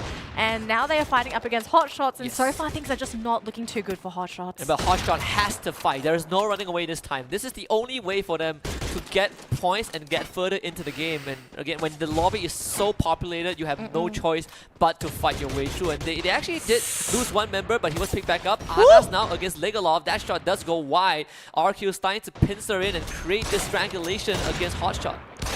Razor boost in front. Tatsuya helps him out. Blue wall melted, does not find the connection. Action and Sajid can do a 2v1 here, take Razor out of the equation. And that long shot does find the connection. Razor down to the ground. Grenade launcher. Hasu, he can't push on force, but a grenade response cluster for Sajid to eat up really low on that HP. Sajid stays alive, only to be knocked down by the blue right outside. Anas is playing cover from the back, but the guy doesn't have any line of sight. And it's a battle of attrition right now. Sajid is most likely going to be eliminated, but actually Action picks him up just in time so they can get to continue this rotation. See the Trogon in the hands of Action as well. Hotshot, they actually get to surround the members of RQ. The grenade bounces off, and Anas plus Action, they are both already gone. Thorad out in 11th place. Hasu needs to get something in return. But Legalov stands his ground and picks up both of them. So Hotshot gets knocked out instead. Oh, but now the issue here is that RRQ just stayed in the blue zone for far too long. So this is going to be the end of the road for this team, unfortunately. Absolutely, unless, of course, we see another wonderful play, just like what Moshi showed us earlier on. But speaking of Moshi, your two-time world champs already leading themselves in towards this next circle, circle number 5, and they will brush shoulders against MIBR. Right behind them is going to be the team of CGGG, but they cannot gatekeep them because of those high walls, and it'll all go to MIBR to take advantage of this. If CGGG gets up to the top of that hill, this is going to be an advantage for the Thai squad. Temporarily, because the circle is not in their favor. So they eventually have to move, but they also have to get rid of MIBR before they even have a chance. And just as predicted, RQ Kazu wiped out by Magic Squad, and now here comes the fireworks show. On top of MIBR, Koski already finds a knock onto Stark, and there's no way they're going to save him. They will attempt to pick him back up, but now MIBR is going to be split up. Peter from the flag on fire, joining him as well. Both drop low. One more needs a bit more assistance, and they pull through at the very end. One more and on fire, both get knocked. Gio and Bobs now show up as Magic Squad finds safe haven in the circle, and they pick up the whole squad of MIBR. And Buriram shows up to the party as well. Is this a great advantage for Buriram or a mistake as they lead themselves straight towards CGGG? They wipe out the remaining players, but now in straight line of sight of Magic Squad, Buriram might have just teased a little bit too much of firepower early on, but this next circle is going to be the determining factor as to who walks away with the booyah. Alright, looks like the team got to figure out where that circle is to try and be as safe as possible. But God of Wolf, though, they are starting to show up in this round, but can they maintain this position? Is it going to be enough to keep them in the game? That next circle, it's still sort of in their favor, but they are literally stuck on the edge right now. AGG not making it easy. And it's even more tough when BRU is involved in the conversation. Furious Gaming trying to keep quiet, but BRU is heading straight for them. WAG, on the other hand, will have to just take GOW's offense in the face. It doesn't really feel like WAG have any plans of fighting this head on. The two titans, Buriram as well as Magic Squad, they were at a disadvantageous location. All of the smaller teams closer towards this next circle, but all of them were so scared to get into an engagement, and they've allowed that opening. Buriram now already on that rotation from that right hand side, on the very edge of this next circle. They get to gatekeep Magic Squad, and AGG gets to do the exact same thing. Brazil, how will you survive? The Magic Squad will have to move right now. If they wants to stand a chance against Buriram, they gotta somehow take care of AGG. You see this Rip Titan actually flying straight towards BRU, exposing them just for a little bit, but Magic Squads have bigger issues to deal with. It's not just AGG, but it's also the blue zone that's gonna force both them and AGG into the open, into the crosshairs of GOW and BRU. Oh. Actually trying to go in for the block there, but looks like WAG going to be ending the round in 5th place, but looks like Magic Squad leading with 11 eliminations so far. On the other side, though, the teams are going to have to make their way in as well. We're coming into the final circle here, AJ, and we still have 4 teams remaining. They have, and all of the teams, they do have a couple of crates to play with, so you want to be proning at this point of time. You don't want to be standing up. Even if you do go down on your knees, you can get your head shot straight off your shoulders. 12 eliminations for Magic Squad already, but they are not starting the party just yet. But here comes those glue wall melters, courtesy of Team AGG, and the response is there as well. Buriram on prone, get high, just trying to spray down some of these glue walls with his LMG, but it's pretty unsuccessful. Get High is running out of glue walls. This is his second last glue wall. He has 1 more left in his inventory, and that would be it. GOW also tossing just a barrage of glue wall melters. That's the last glue wall from Get High. Dequan only has 1 more, but it's actually BRU in a rough spot. Get High, unfortunately, has no more defenses, so he is out of this game. The teams are out of time now, gentlemen. It's time to move.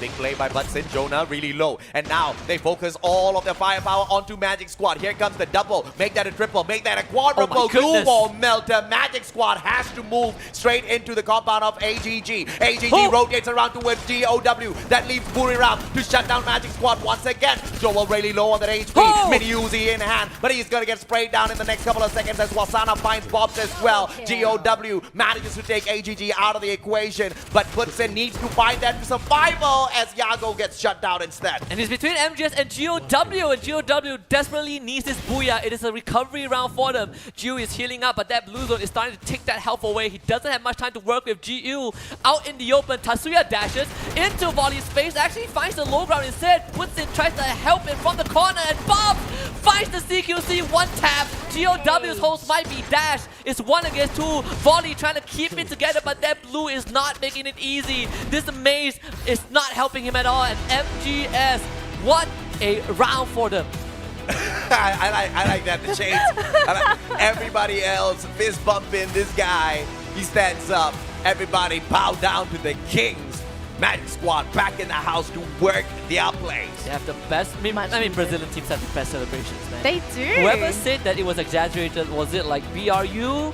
Let's say that. No, they said it was exaggerated because the final circle was pretty much easy. It was like 4v1. Yeah. Quote unquote easy. But it's good to see Magic Squad back in the game here, because we have seen them have a bit of a shaky performance on week 1 at day 2, but to see them come back, take the booyah on Purgatory, and also lock in a number of eliminations as well, it's going to push them right back up that leaderboard.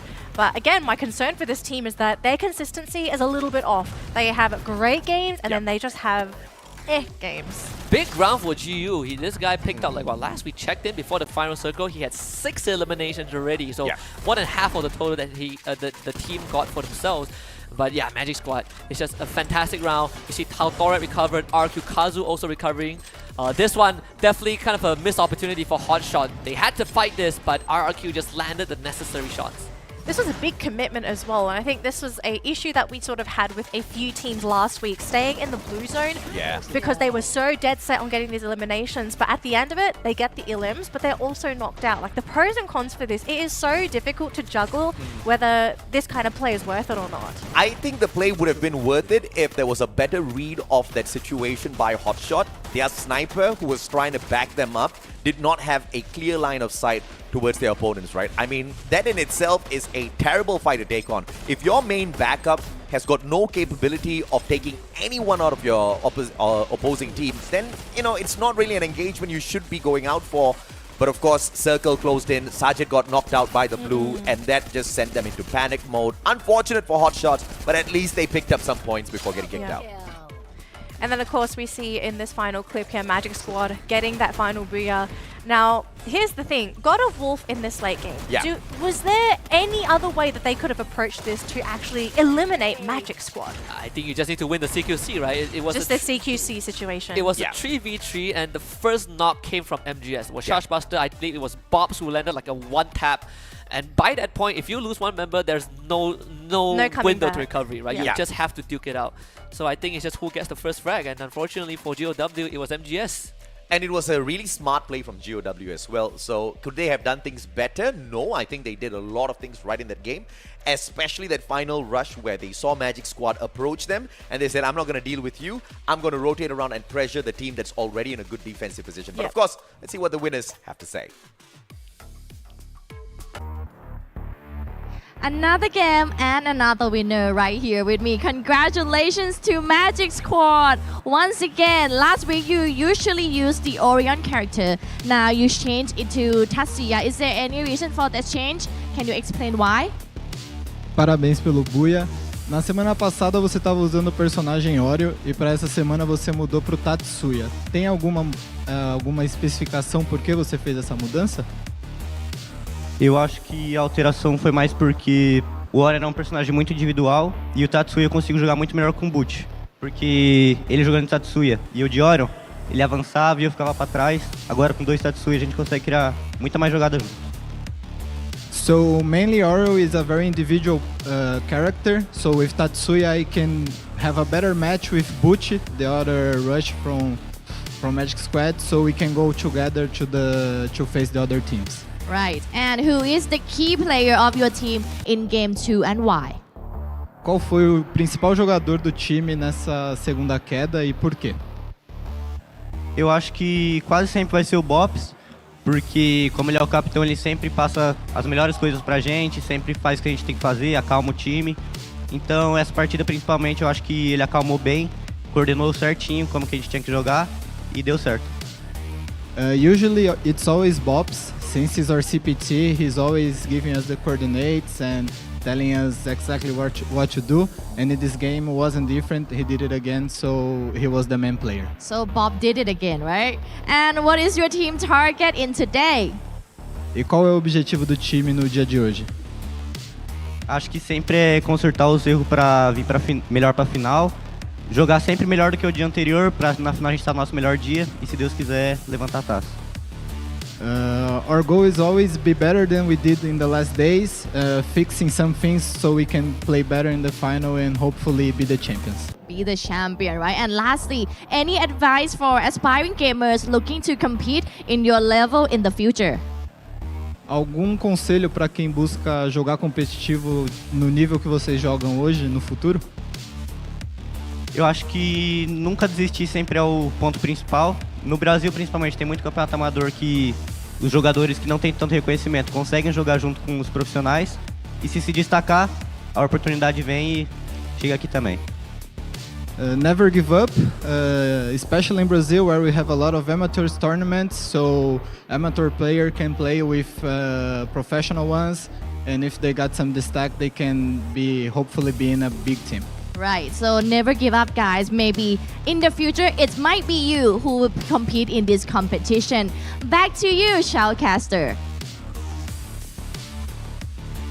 Hopefully this is not going to be the end for Magic Squad, or at least hopefully we get another interview, another booyah, solidify their place at that top of the leaderboard. But again, hopefully this team can figure out their consistency because, they're fantastic games, but you can't survive off of a couple of fantastic games. When they have good games, they look really, really solid, right? They look super polished. What's the average score they get for their great games? Because we've seen a number of great games coming out. In the 20s. 24 24 is just yes, like their yes. average for a great game. So this is way beyond their average game. This was not an average. This was a damn good Fantastic game. game. Like it's a hella good game. you know that they can do it because again, right? Their good games are always in the 20s. Yeah. So like Yeah. if it's in the 15s, then it's like it's okay, right? Average Yeah. or slightly above average. But these guys, they have the capacity to rake in big numbers. That's how they got 92 points on their first day. Yes, Right. exactly.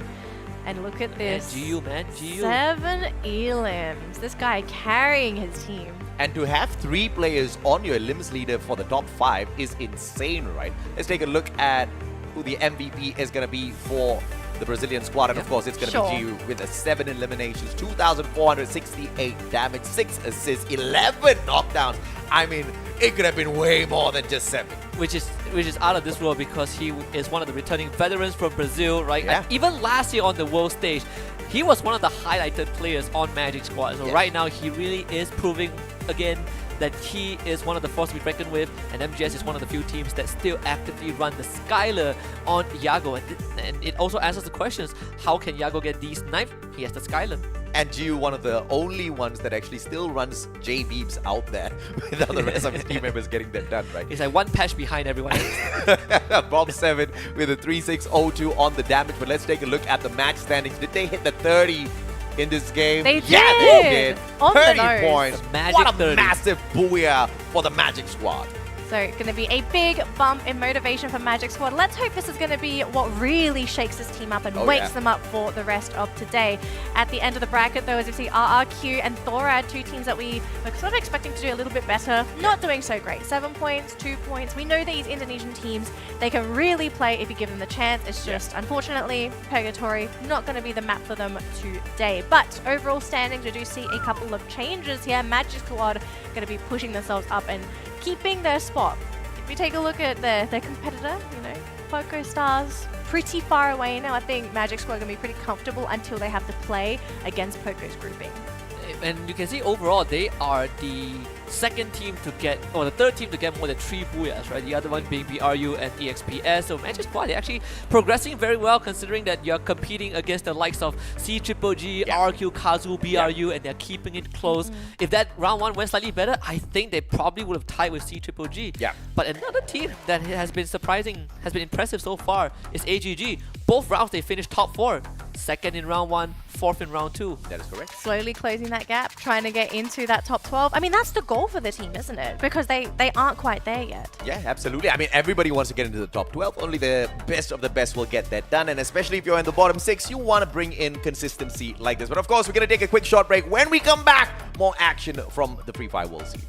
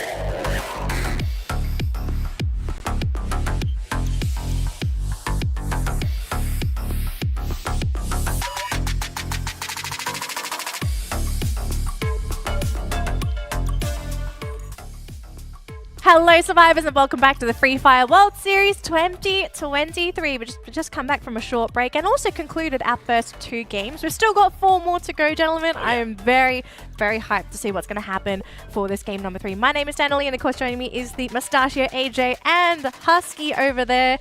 Gentlemen, what do we think is going to happen for map number 3? I'm not excited for AGG, actually. You're not excited? I am now excited. Oh, you're now. Okay. So, you scared me. I was like, hang on a minute. You scared me. I doubted myself. We're all out of sync. So, map number 3 for anyone that's just tuned into the broadcast is none other than Alpine.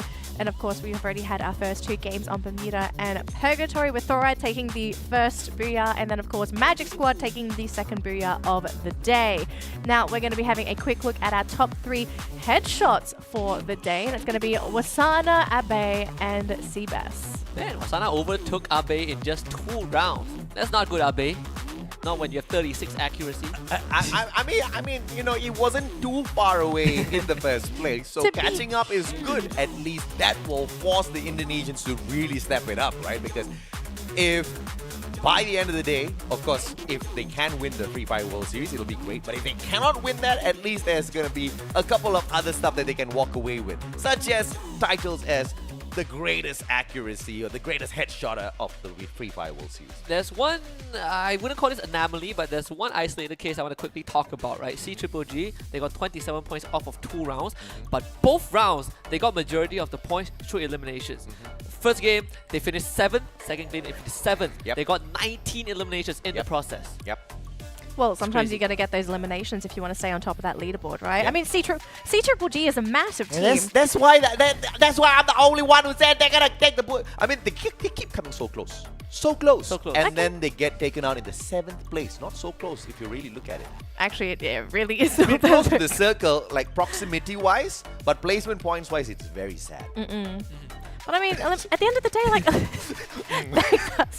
I was looking at some numbers. Spen's not focused at all. It's fine. No, it's. I guess it's fine.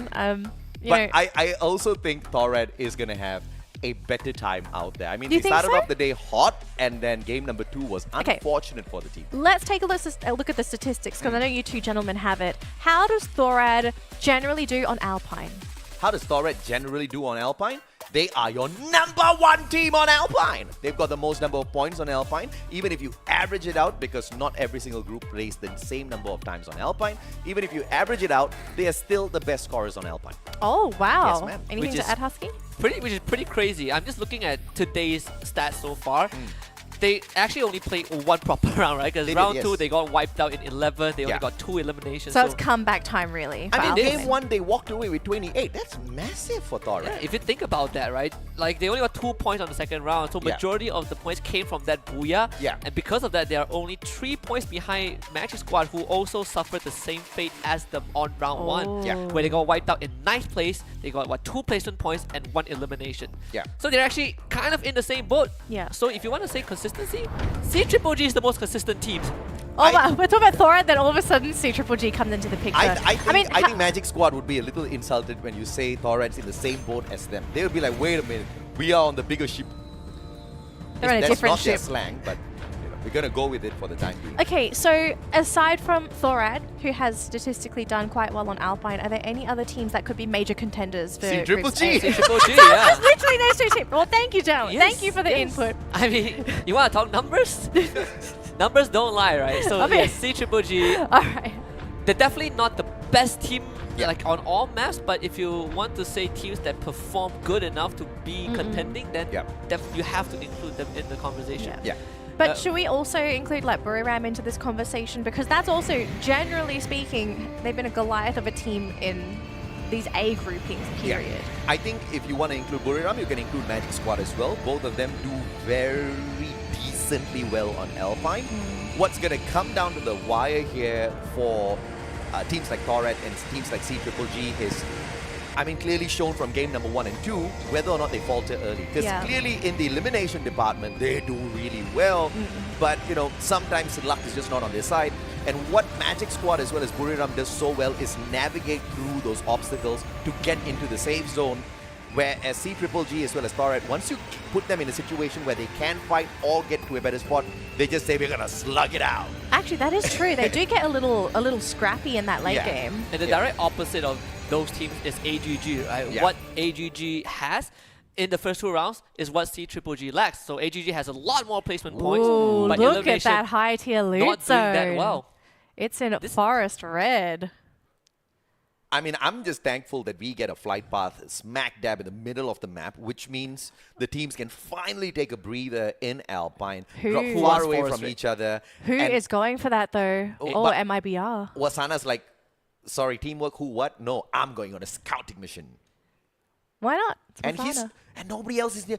WASK has got one player near him. Genius, that's not a smart move. But it's fine for BRU because they take the entire snowfall, right? So the entire northwestern side is their territory. Like, I mean, Wasana can go. It doesn't really matter too much. They have plenty of time and space to work with. Yeah. But if Wasana starts picking up eliminations, it's actually a bonus for BRU. And this is going to be an experiment for us as well. What happens when a mid-tier team takes that blue circle? How big of an impact does it bring into a match at this stage? Well, you gotta look at GOW first because they had a good round. But if RQ wipes the floor with them, we are gonna go back to square one with this Vietnam team. If or when, sir? If or when? Soon. Nice answer. Let's see if GOW can work against all odds, but to take on a P90 this early in the game is going to be a little tough as Rigby finds the first elimination. MIBR making good work off of that blue high-tier loot zone. Just get rid of Wasana. And he's going to get revived soon, so MIBR just scored an extra point. GOW, they are starting to face some extra pressure because RQ are closing in and there's not too much space for GOW to work with. Volley is actually the weak point. If he goes down first, it's going to be bad, but they did trade 1-for-1. Iza was able to get a knockdown and Luz actually gets the kill. Abe also eliminated, instantly revived. So RQ not committing fully to this, but at Magic Squad shows up. It actually just puts in alone and the rest of his team, they're also here to join. 2 players from the side of Magic Squad slowly circling around towards the right-hand Furious side as Gaming? Lee Kwang gets dropped down onto the ground. Furious Gaming wants a piece of this action as well, and this may just give a lifeline to either RRQ or God of War. But look at this, GOW not waiting on ceremony. They go in straight up for the rush, but I think this is a terrible decision. He wants the vending machine. He wanted to revive, but he rushed straight into an ambush set by RQ. Razor was like, all right, I'll take your money. I'll buy my teammates back. GOW left with just one dude, and they are left with none. Wow. Furious Gaming actually securing that elimination for themselves. That should have gone to RRQ, but they didn't go for the secure. They probably weren't expecting any other teams to be here, and to have players from 2 different teams, who would have expected that? Well, Furious Gaming, this is exactly what it feels like to be vultured upon. You shall face the furious wrath of a couple of teams in a couple of seconds. Magic Squad backing away. Butson down on the ground as Razor takes a shot. But Butson did manage to get that instant trade before getting knocked out of the equation. Crazy stuff. Yeah, Bob just hanging his own teammate to drive. He saw FG showing up and he's like, all right, I guess I'm bailing as far as I can. But he was able to get 1 point before he left, like you mentioned. So it's not all lost for Magic Squad, but for RRQ, they are not in a good spot. I believe Abe is already far away from this hot zone. So if those can get some extra points, it will be a cherry on top. Good fire back. Parafal not getting it for Poncho, but the mini Uzi opportunity. But the defense play was great there. They should be outnumbered here. RRQ does still try to buy a lot of time for the squad single-handedly, but the revival gameplay does get the spray down with the P90. Like I said, early game, you don't want to face off against the P90. If that Sonia wasn't there, that would have been able to get bad as well. Great save from that active skill. That gets the reset, pick up the 3rd point. At least the 3rd point from RRQ. 5 eliminations for Furious Gaming. One of the better rounds they have. Smart play from Abe. Not only is he a sharp shooter, but also a great decision maker, managing to back away from that craziness to play the game of survival. Right outside docks. He does have a vending machine, but does he have the money though? I think he was sitting on 100. Okay, he's broke. Yeah, so not a great day for RRQ. I have to say that the RRQ has fallen victim to a lot of these very early pressures, and they just cripple themselves from the get-go. I think that was just an unfortunate situation. Yeah, like It was. Yeah. like 3 different teams decided to show up, right? Yeah. Okay, hang on. They showed up against one team and then they didn't realize, hang on a minute, there's 2 more teams They're coming like, in. wow, GOW, good, we are getting those knocks, we're gonna go in for the full commit, and the Magic Squad shows up, and the Yeah. Furious Gaming shows up, and RQ was like, oh wow, this isn't looking good. Yeah, if I was Hotshot, I would not be taking these hot shots so early in the game. Or they Oh my, they are focusing on the wrong side of the map. they saw, Oh, look at this. They're they like, saw oh, guys, Buriram. we're out of here. We need to leave. Yes, good call from Hotshot. Action instantly puts down the glue wall, and they are gonna start backing off. And this is just Apex Predator stuff from Buriram, right? Just slowly sneaking up on their prey, who just happens to be a Predator when it comes to their logo. They're standing their ground. Apparently, no. Hotshot, they are gonna attempt this. I'm actually surprised. I No. thought they were just going to use Anasa as bait, but to stick around, this is ballsy. Good news for them is that Buriram is backing off. Another thing is, if Anas decides that Oh my. they need to back off, at least the Oh rest my. of the team can run. Anas is gonna get dropped because that Sonya will time out. So it's time. You just run right now. I think if you're Hotshot, you just back off. They're staying. What's the use of guts when you are not alive? They're gonna try. Anas dropped again. Surely this is the time to run. All right, Moshi just found Hasu. Surely you back off, right? Oh, looks like the team is sticking around. Okay, This one is- of them okay, is running one. away. Thank Alright. goodness. Ah! Oh Fantastic gosh, we have to stuff. hope that they don't get clipped here though, but it looks like another team is going to be coming in. They've heard the noise My here, gentlemen. goodness. Yeah, it's about time Hotshot gets out of this. Took a bit too long. They Here could have comes- saved 3 members instead of 1. Here comes Furious Gaming. And they They are split though, it's a 2-2 split. It's an unfortunate. They've Ooh. called for that backup already, so the 2 players from the side of Furious, Pocho and Bad, they just have to play the timing here. In the meantime, WASK have got no time to waste against CGGG, who are eating them up one after the other. And Sajid gets a double revival, not a full squad back for Hotshot. So the Pakistanis need to find a little bit more money out there on the battlefield. Oh man, such move from Peter, he just ran away. So Mr. Ali couldn't proc the Sonya reset. So Mr. Ali ended up dropping because it timed out. And just like that, CGGG gets a full wipe onto WASK. That was a 6 snipe. Man, big brain from Peter, honestly. Furious Gaming, smart move here to back away from the engagement, especially with the setup of Buriram. They've got 1 player on the left flank already, and it is going to be annoyingly the sniper of the squad as usual. Jonah sticking together alongside Wasana as well as Get High. Just trying to tag up these players from the side of Furious Gaming, perhaps catch them off guard with that flank. And the 3 players going in for the rush first as Poncho gets down. Moshi found the snipe from a different angle, and Furious Gaming, they Beautiful are all stuff. gonna just drop like Beautiful. flies. Poncho has a grenade launcher, but you need some miracle. They actually have one of them fly away, Get High. It's just gonna wipe them off. Furious Gaming once more. Just Dude, big brain stuff, man. Once again, Moshi, the sniper of the squad, long break off towards the left. And that's what Hotshot tried to do in the previous game that just wasn't executed well enough. Watch and learn, boys. rough one for Furious Gaming. It all happens so quickly that there's just no time to react.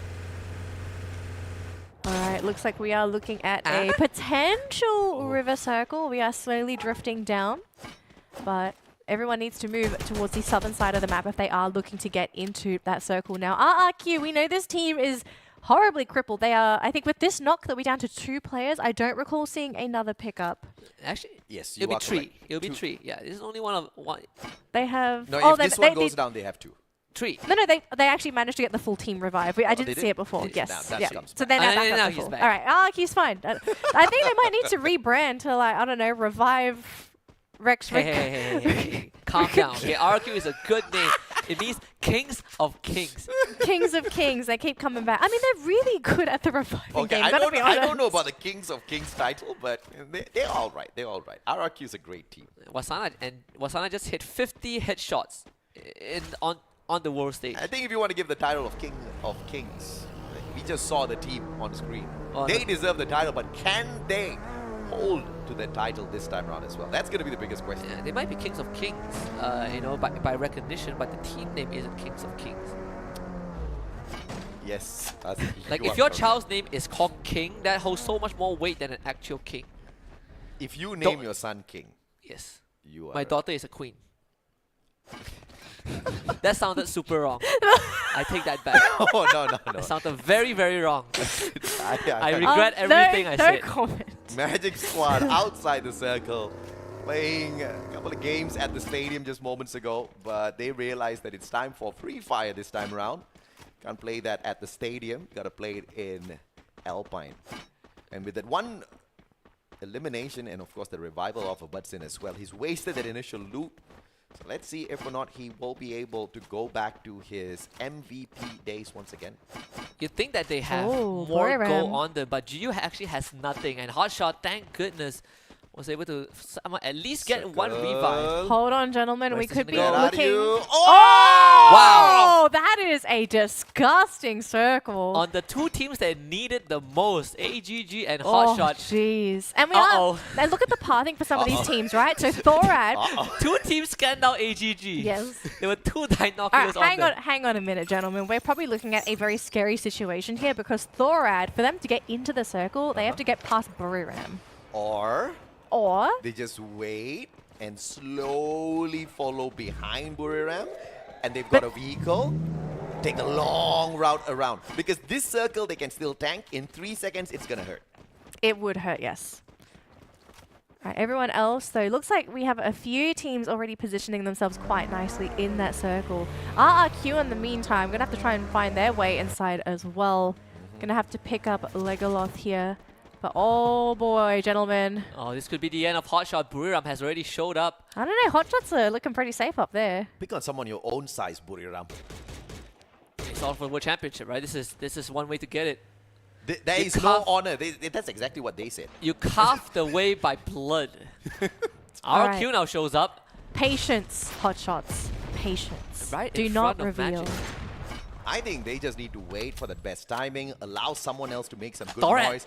Thorad comes to the savior for the players of Hotshot. Sajid up top, he's got the Groza. I want to see what he does with it. And also WAG is in the vicinity, right? So BRU actually will be under a lot of pressure if Hotshot just waits this out. Hasu is going to give a lot of information because he's caught in the middle, but Anas and Sajid, you just have to wait it out. Buriram is going to swarm, circle around the tower like a bunch of sharks, but let the other teams come in and do the dirty work. If Hotshot starts firing super early, I'm going to be very disappointed with the boys. This is the game that decides if or not I continue supporting Hotshot. We'll have to see if They shot! Oh my They gosh! shot!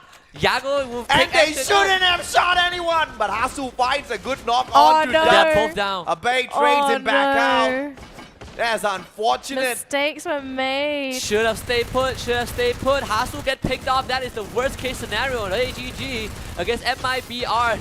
Caught in a deadlock, basically. That blue wall posing a lot of problems, but Pitbull shows up, finds a Sonya, Oh but my. unfortunately gets instantly gunned down. Shield broken as well. Joel now needs to somehow keep it intact. Joel can't find the spray just yet. Stark Tendo Oh, backing him up AGG. in time. AGG out in ninth place. MIBR proving that the high tier loot zone can definitely give you an edge, especially on teams that are definitely on your own ranking, on fire. Not so much on fire this time around. He burns down to the ground, all thanks to GU. Darkall will find a confirmation from afar as well, all thanks to the snipes, and C-Triple-G now waiting to measure up against Magic Squad. BRU is fighting RQ. RQ decides to just drive right in, and BRU decides, you know what, we're not going to deal with you. We will deal with the other teams that are further away. GU kind of messing up the ice cream a little bit. RQ finds themselves. They wanted to fight Buriram, but ends up getting shot by GU. So RQ just not catching a break this game. Razor is already gone. That's their rusher, and Deuce also gets clipped by a nade from Jonah. Thorad throws two players into the circle, two hanging outside. Perhaps to engage against Hotshot. The third one goes, and the fourth player follows suit as well. In the meantime, Buriram United under a lot of heavy fire here by RRQ, but Duds and Abay both sorted out. 10th elimination for your two-time world champs, and they're not done and dusted just yet. They still get to gatekeep the team of Hotshot right after they're done with this battle. Okay, Sajid, just stay put, Sajid. You have a good opportunity to work with it. Hotshot actually has two more members left. I believe one of them picked himself back up thanks to a Dimitri. Anas is gets spotted by Wasana, so this is not good at all. Uh-oh. Sajid will have to play a very crucial role to keep his team in the game.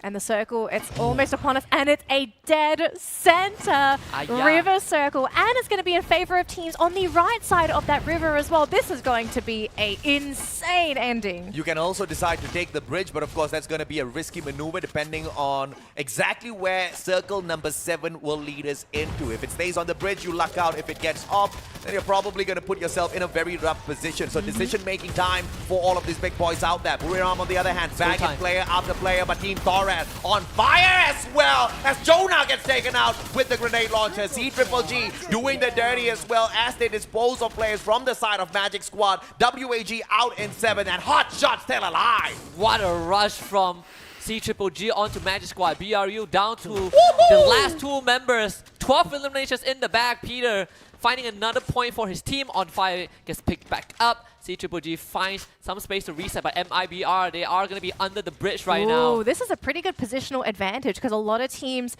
they don't really look under that bridge, and that could be a really good surprise spot for MIBR to come in. But looks like Buriram United eliminated, so the Kings of Alpine, C-Triple-G, they are still alive, but someone, will they take out the Kings? Hot Shot. I mean, 2 of the members of Thora got taken out by an ability, so this is just horrible news for Thora. They're down to the last legs, and look at who's left in the game, MIBR and C-Triple-G. Are we looking at the Kings or the Kingslayers? This is a testament to anybody who wonders, should we take that high-tier loot zone? MIBR, loud and proud, they say hell yeah. With that high-tier loot zone, they've let themselves all the way into this final circle, and they're gearing up for the Booyah as well. This time they take on C-Triple-G. Get a beautiful knockdown onto Cosq by Zhao. That M1014 getting the work done. But one more right on top with the sniper. He's gonna be a threat to this squad. On fire from the back. Drogon with the first pop, doesn't find the player. Through the window, and Peter finds the connection. Zhao down on the ground. On fire finds Rigby as well. MIBR, 2 more players up against the 4 from C-Triple-G. Man, Rigby messed it up a little bit, but there's still a chance to reset this. Peter let that zone at timeout, but On Fire literally just won the game for his team. Stark 10, the only man standing, and he's against the entirety of C-Triple-G. An absolute disaster for MIBR. Can he get the Sonya reset? They're going to block him out with the glue walls, and C-Triple-G claims the Booyah. Man, a fraction of a second could have made all the difference. Rigby had the right idea. On Fire, Sonya was popped. Rigby was running away, decides to turn back, gets stopped, and On Fire gets the reset on that shield. If not, MIBR would have won that round hands down. So, man, that fraction of a second gave C-Triple-G the Booyah. C-Triple-G are going to maintain their position as Kings of Alpine, getting that Booyah, securing themselves a whole bunch of points. But AJ, I want to hear your thoughts here, because Husky gave his perspective on why he felt that MIBR could have taken the match, but it didn't happen. What do you think went wrong for MIBR ultimately? Nothing, everything went great. Yeah, that was a great match for MIBR. Great game, making it into the final circle. This is one of the lower ranked teams, mainly because of consistency issues, and they go in, big risk gameplay, looking for that high tier loot zone, drops into that blue circle. I asked this question at the start of the match. What sort of advantage does the blue circle give you? Pretty clearly a lot. A lot. I mean, them not getting the Booyah is completely fine, right? Yeah. Like AJ said, this is a team that needed as much points as they can get. Booyah is a sweet +3 bonus, but that was definitely one of the few opportunities that they could have gotten the Booyah, right? It would have been like a +3 from the extra Booyah points, but then also +3 because they would have had to eliminate those C-Triple-G players as well. So essentially 6 points they missed out on. So it was more like a micro moment, right? I think we definitely would have it on a highlight. Most people might have missed it, but it was that moment between like Rigby. If he just bought another half a second, I honestly think MIBR would have had a chance. But overall, even without the Booyah, I think they did great. They sure as hell did great, because not only did they personally take AGG out of the equation, and AGG was above them on the overall leaderboard, they did so phenomenally well getting into that final circle. This game alone should leapfrog them into the top 12, guaranteed. Well, I'm so excited to see that leaderboard as we finish up our highlights for the end of this round. And this was the final hurrah here for MIBR and C-Triple-G. Look at this. Like, on Fire, because of this reset onto Rigby, was able to literally continue to tear down MIBR. That could have been a 3v2 in favor of MIBR if On Fire didn't get the reset. So the value of Sonya is out of this world. The value of Sonya really shows and shines through when it's played in the right hands, right? Because we saw the final player from the side of MIBR, he had the Sonya pop too, and he was disabled by a glue wall. Yeah, just block it out, right? Wait out the timer. Just let the player tick out himself. Yeah. And that's it. So are we essentially predicting a nerf here for Sonia being a little bit too strong? Sonia needs a buff. Needs a buff? Yeah. Oh, Sonia's wow. a flip of a coin, if you ask me. Honestly? Unless the player is like Moshi or on fire. But of course, we want to see exactly what Arn has for us. Let us shoot away with the questions again.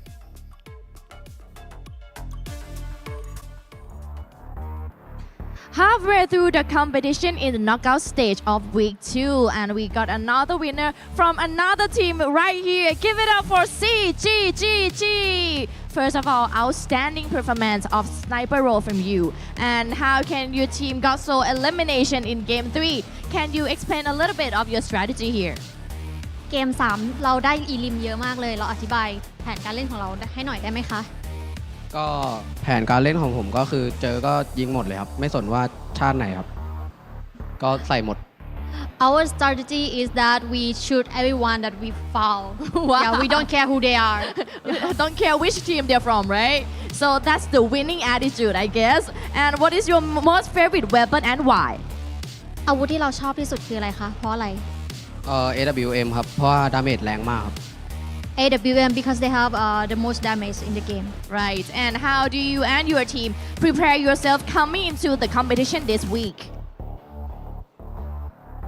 หมายถึงว่าเตรียมตัวยังไงบ้างกับการเข้าสู่การแข่งขันสัปดาห์นี้ค่ะ ก็ซ้อมครับซ้อมหนักๆซ้อมเรื่อยๆครับซ้อมครับ We keep training and training hard. Training hard is the key, guys. Any words to your enemies here? ฝากข้อความถึงทีมคู่แข่งของเราหน่อยค่ะ ก็ฝากถึงทุกประเทศนะครับบนสังเวียนไม่มีคำว่าเพื่อนครับ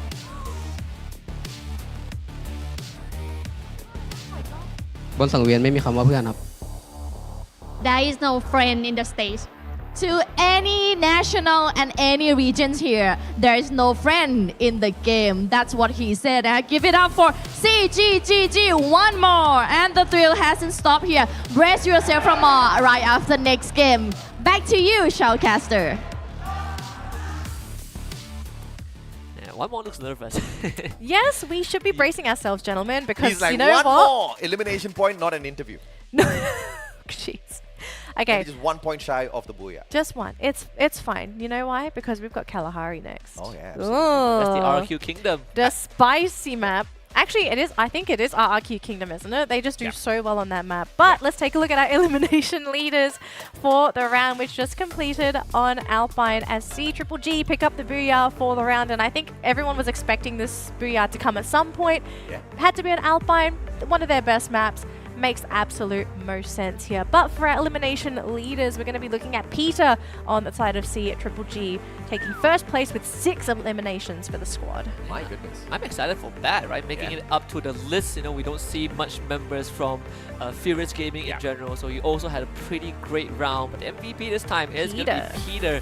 Just charging in with this Tatsuya, getting all these opening frags. You know, you can make an argument that it's one more, but Peter... I was going to say the exact same thing, Husky. I was going to make the argument that it has to be one more. But I'd say that one is more like a mechanical error from Rigby. Right? And that's what I'm talking about.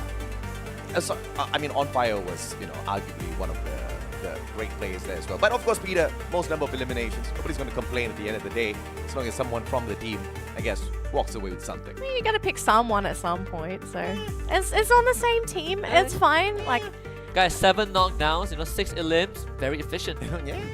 Yeah, sure. Let's take a look at the standings for the match that just completed as well. So, of course, taking home the most points for the round, it's none other than CGGG, who picked up those 12 Booyah points and the 14 elimination points. That's going to be 26 points for the round. Whereas Buriram, even though they finished in the middle of the pack, they had 12 eliminations. So they actually managed to finish with 18 points. Yeah, I mean, and this is great, right? Especially because just before this third game, we were talking about that. What about CGGG? And I think Husky brought out a great point. Placements-wise, they weren't really doing all that too well. 7th place twice. But eliminations-wise, they kept up the end of the bargain. We were looking for the exact same thing, except a difference with the placements, and they did exactly that to catch up to that 2nd spot. Now, just a arm's length away from BRU. Ooh, but can they catch up to BRU? That's the big question. And honestly, I think it actually might be possible today. No, because BRU, they set a massive record last week on week 1, day 1, but CGGG are really putting their foot out there today. It's pretty crazy that EXPS isn't playing today and Dew is still the MVP leader, right? So one of our most consistent players we have on the international stage. We saw him in the video early on before the show starts. This guy really does know his stuff, though I feel like he doesn't really like the Brazilian team celebrating. I don't know, maybe that's just the Thai teams because they've been winning. I like that sort of rivalry, but you know, you made a big promise in that interview video. Yes. Where I think he will 1v4. No. Yeah. He said he's gonna get the MVP highlights by the end of the week. Unfortunately, EXPS is not playing today, but tomorrow I'm looking forward to that highlight reel. He's gonna go 1v4, and here's the thing, I think he can pull it off, but long range, not close range. You know, I mean, Dew's Dew, but he's not Moshi. Oh, fighting words. Range, right? That would be highlight worthy. Yeah. Can you imagine like they asked him to film the video and he was just waiting for himself to show up? Dew and Moshi both do great long range, but you take Moshi, you throw him into a CQC. The guy works wonders, and it's not the first time. We saw it last year on the Free Fire World Series. We've seen it twice just in this season alone. He uses a long-range weapon for CQC. That tells you a lot about him. Hey, if you can use long range in CQC, I mean, I think you're good for life. Now, speaking of range, we're going to be moving on to Kalahari for map number 4 today. And I know a lot of teams that love playing with range, they love playing with Kalahari. But I think teams you've got to look at in particular here are the Indonesian teams, because for some reason, Indonesia is just remarkably good at Kalahari. Yep. You're, of course, looking at RRQ Kazu as the main leaders here. We also need to keep our eyes on Magic Squad as well as CGGG. And I think Magic Squad more than CGGG, because in this particular matchup, I think they really expected to get into the final circle and do well. I'm looking at AGG, Furious Gaming, CGGG and RRQ, because these 4 teams, there is a chance that we see 2 of these 4 teams ended up in the same compound, and we have like AGG wiped out very early on, like what happened last week, right? Which was not good for them. All right, so we're going to throw our predictions onto the screen. Now, I'm going to make one correction here for my prediction. Yes. I'm going to be shifting RRQ to first place because I do think they have a very good chance. I don't know if we can move it here, but they have a very good chance of actually taking this map. Now, one thing I want to note here for RRQ is that in particular for Kalahari, they're a team that really likes to take Refinery. And we haven't really seen anyone contest them on Refinery yet. Do we think there's going to be someone that actually is going to pick a fight with the Beehive? Because someone has to at some point. You can't let a team that is so comfortable playing in one particular position that has consistently gotten booyahs to just keep playing like that. Well, they also don't actively like look for Refinery and then take over it, right? They were constantly on the move, at least on the Kalahari round where they got like 37 points. They shot at Refinery and you're like, wow, there's a squad, wipes them out, loot their bodies, but and then they move on. But then they went back to the Hive. Like that was something that the team did, right? Like they would move around, look for the elims, come back to Refinery, do it again. It was like their HQ. Like someone's got to do something. You can't let them just go home. It's a tough area to contest, right? You really have to be up close and personal. That's why I'm thinking like, does someone need to hot drop them at this point? Because I you think can't really they contest. will be hot dropped. You think they will? There's a high probability they'll be hot dropped by GOW, but it's not going to happen on Refinery. Yes. It's going to happen at base camp. Oh, because it's happened more than once. And I think GOW refuses to give up the spot. And I think Refinery is just generally an area where if you can avoid getting down and dirty, you just stay away, right? Because if you get caught in the wrong spot at Refinery and the circle doesn't favor you, you end up in more problems than you initially wanted to have. Yeah, there is a method to this madness whereby you drop, if you want to play with Lady Luck, you drop right on Refinery and you hope and pray you get a sniper. If you want to play it a little bit smarter, you drop in those compounds close enough to Refinery, find those snipers, and then get that high ground advantage and start raking up all of your elimination points. And teams that have gone with the latter of the strategy has usually walked away from this map with a lot of elim points. Because what Refinery does for you is that regardless of where the circle heads towards, you always have a good place to start. And but it's more like when the circle starts moving away, teams tend to hold on to Refinery a little bit too too long. much. And that ended up, working against them. So far, we haven't seen that happen yet on the world stage, which is a good sign. Like teams are learning that it might be a good spot, but it's not the spot where you have to, have your grave on. You have to move when the circle doesn't favor you. To help the teams counter scenarios like that, it's very evident that Garena has added in more grappling hooks to the game. Yes. So these days you see a lot more of those players taking those very risky maneuvers, staying up on high ground a little bit too long for my liking, but all because they know they can very quickly maneuver around with those grappling hooks, right? But if, of course, you're not lucky enough to get that and you take one risky maneuver, we know exactly who's going to get punished today. Speaking of risky maneuvers, hopefully we're not going to be seeing too many teams decide to fight outside that blue zone, especially if it's one of the third ones. We've seen too many of those, I feel, the past 4 play days. Yep. If it's a refining circle, a high chance we see that happen. You think so? Because there will be a lot of teams elevation wanting to go to the high ground, but there will be a lot of teams stuck under refinery, and that's where it gets very, very messy, because at a certain point you just can't leave, right? You can't even go up. You are just waiting for people to come to you, or you kind of just die out. You just pitch the tent, put the sleeping bag, kind of pray that no one comes down. Basically, right? It's kind of a death trap. It can be one. Well, speaking of that death trap, we are ready to fly into Kalahari. The players are ready, the teams are ready, and let's see what that flight path is going to be. It's going to be a little off to the side here, so not over refinery, but look at that. That's going to be a hot drop for sure. God of RNG turned into the devil of RNG on this map.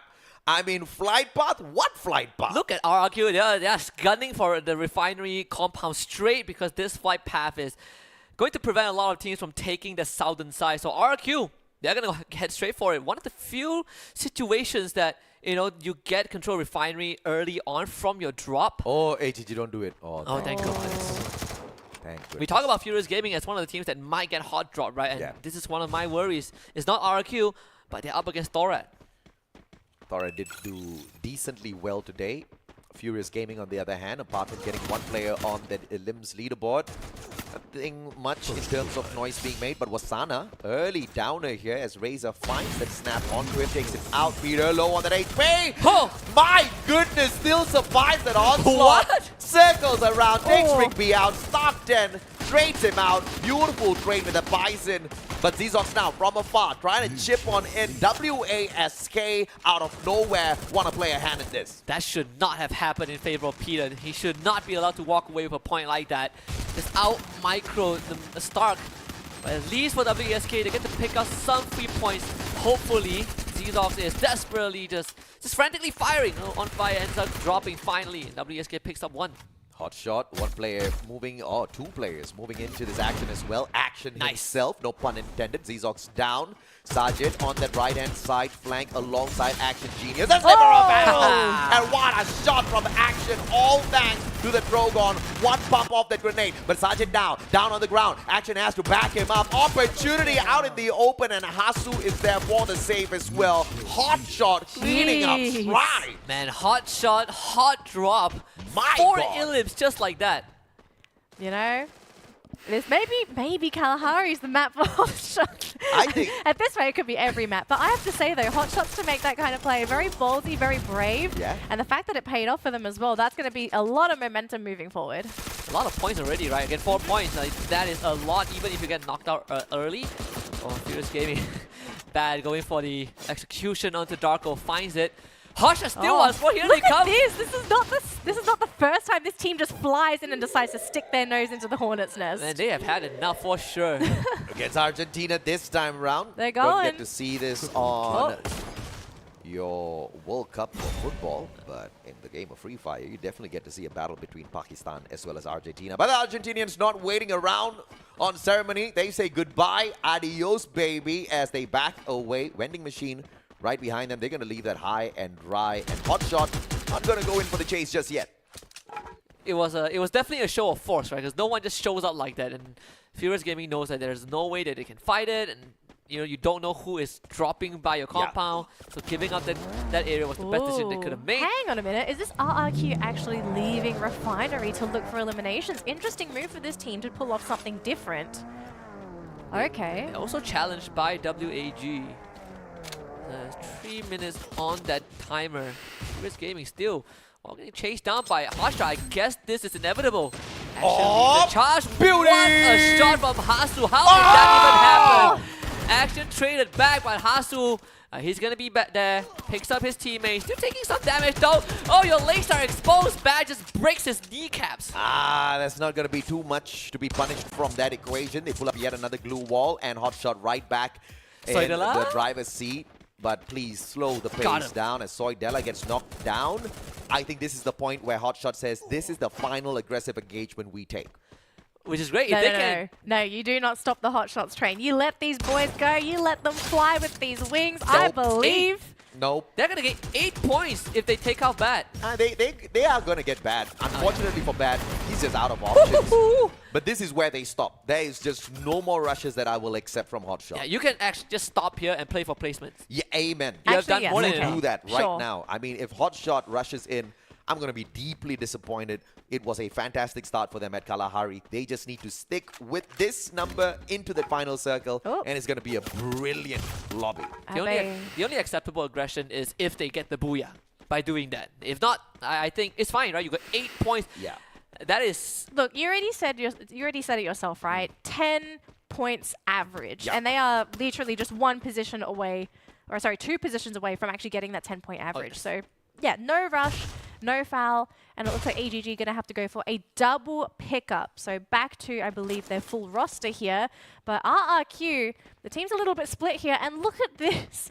Oh dear, this is not a place to be. See if Buriram wants to get a little excited here as Razor manages to spray down Jonah, but not a lot from that instant trade from Moshi. Jonah gets picked right back up.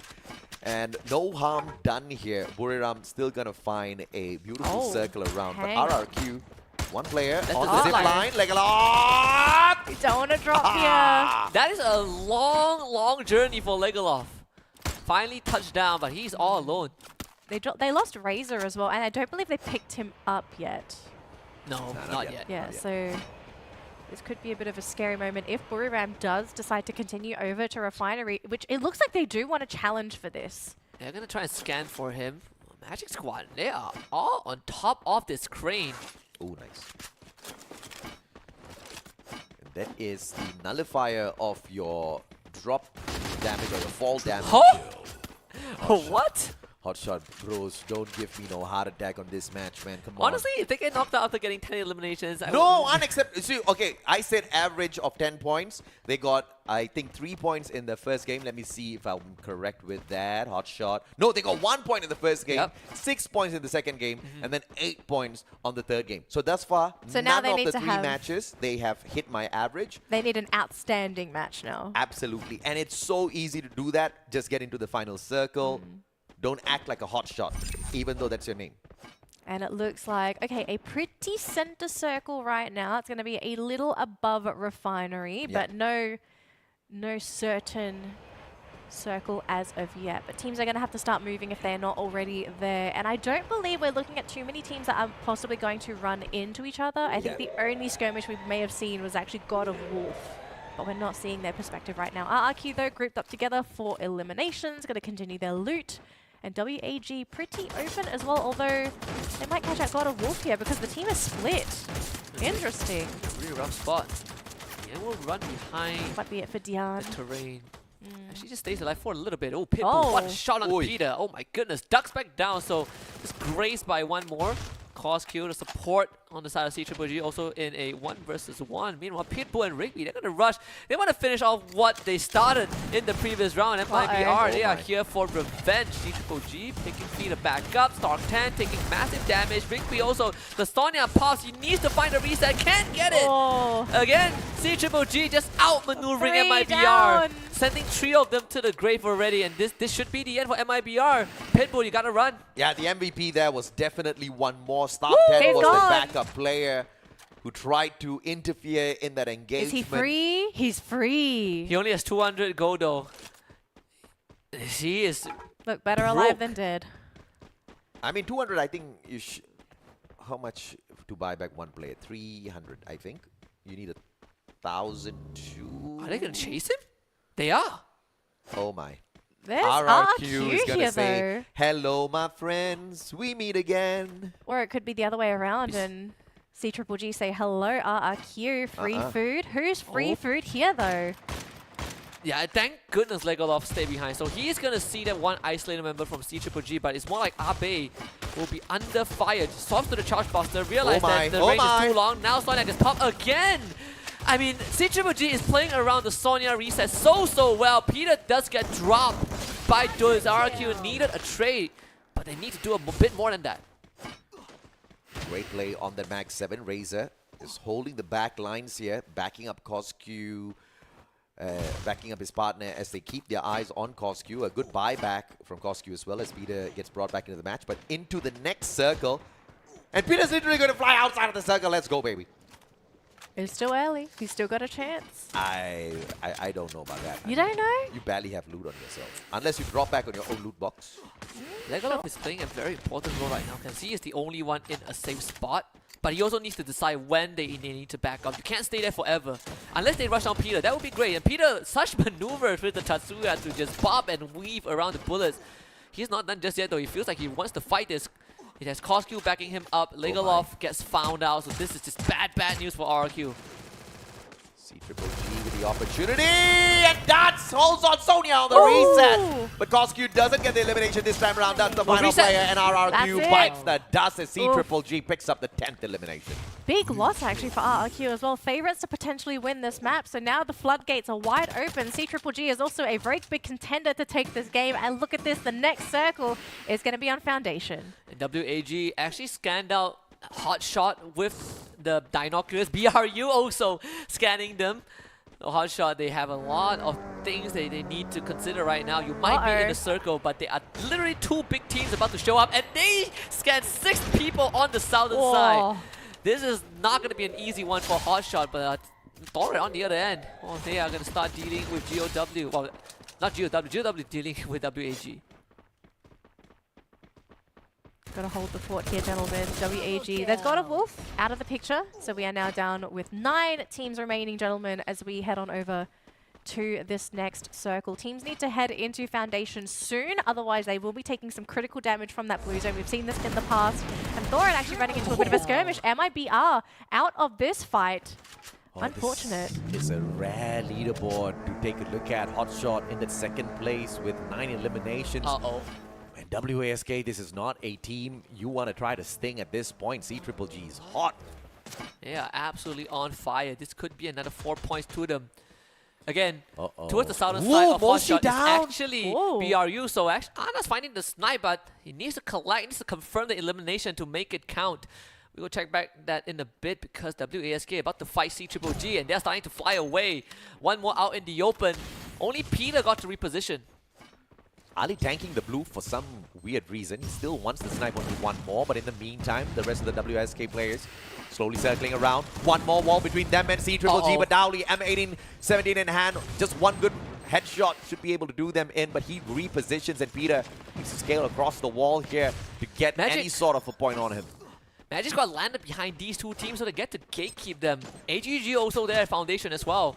This is starting to get a bit hard for C Triple G and also WSK. One more. Getting his head taken off by Ali. Beautiful play by Ali. On fire now, taking the high ground to play it against WSK. Zizox down on the ground. Dowley, the next one to follow. Peter, but on fire, traded out. Peter, beautiful shot onto Dowley.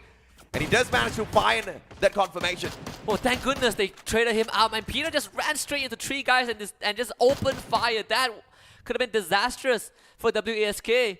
Sitore on the other end has to deal with WAG coming out from the low ground. Magic Esports also there. This is starting to get very crowded. Very crowded. It's a high ground circle as well. So teams on the low ground are going to have a massive disadvantage, especially if they're trying to find that next safe zone. Quad kill for On Fire already. 12 points for C Triple G. 8 more teams alive. We're heading into 5th circle. Vasana down. Not a good number of players out here, man. It's just going to be absolute pandemonium in a little bit. Duo at least stay up long enough for Wasana to be picked back up. But Wasana also needs time to heal. No problem. Not an issue. Get high. Circles around the corner. This could be AGG's big moment to get rid of BRU. Get high. This will be Shot huge. down and they wall off BRU. Good ambush from Joel.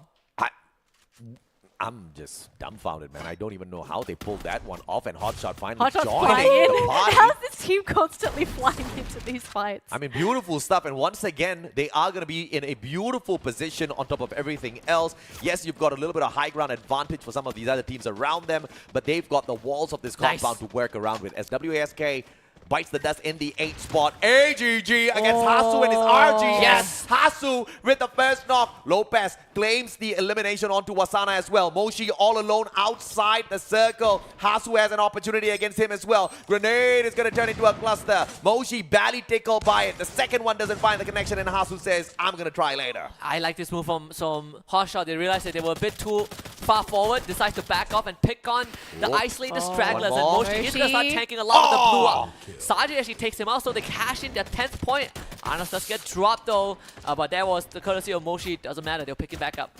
C-Triple-G also buying back a couple players as well, so they are going to come back into this fight pretty strong, but remember, they will be under-equipped, and they better hope that they even make it back into this fight alive, because this circle is tiny. They will see these bodies flying. Anas needs a good one, manages to tag one player. In the meantime, Lopez gets one more. This is the opportunity now for Hotshot to eliminate C-Triple-G on the right. And even take some extra points from AGG, right? Again, there's only one guy left from AGG. Hasu cashes in on the 11th point.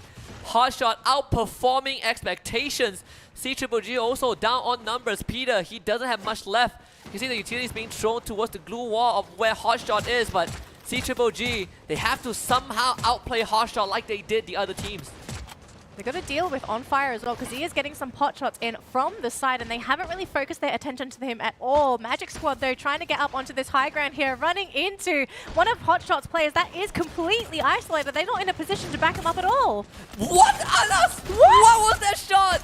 Gio does trade it back. Now, Sajid, you got a lot of heavy lifting to do. Finds one, finds both of them. Sajid! And Sajid might have saved the team, but Hasu takes out to the blue, unfortunately, and Sajid ends up going down. So Hotshot, they have lost 2, but they gain 2 in return. It's not the worst. Yago also will bleed out, so Hotshot, you're still keeping it together.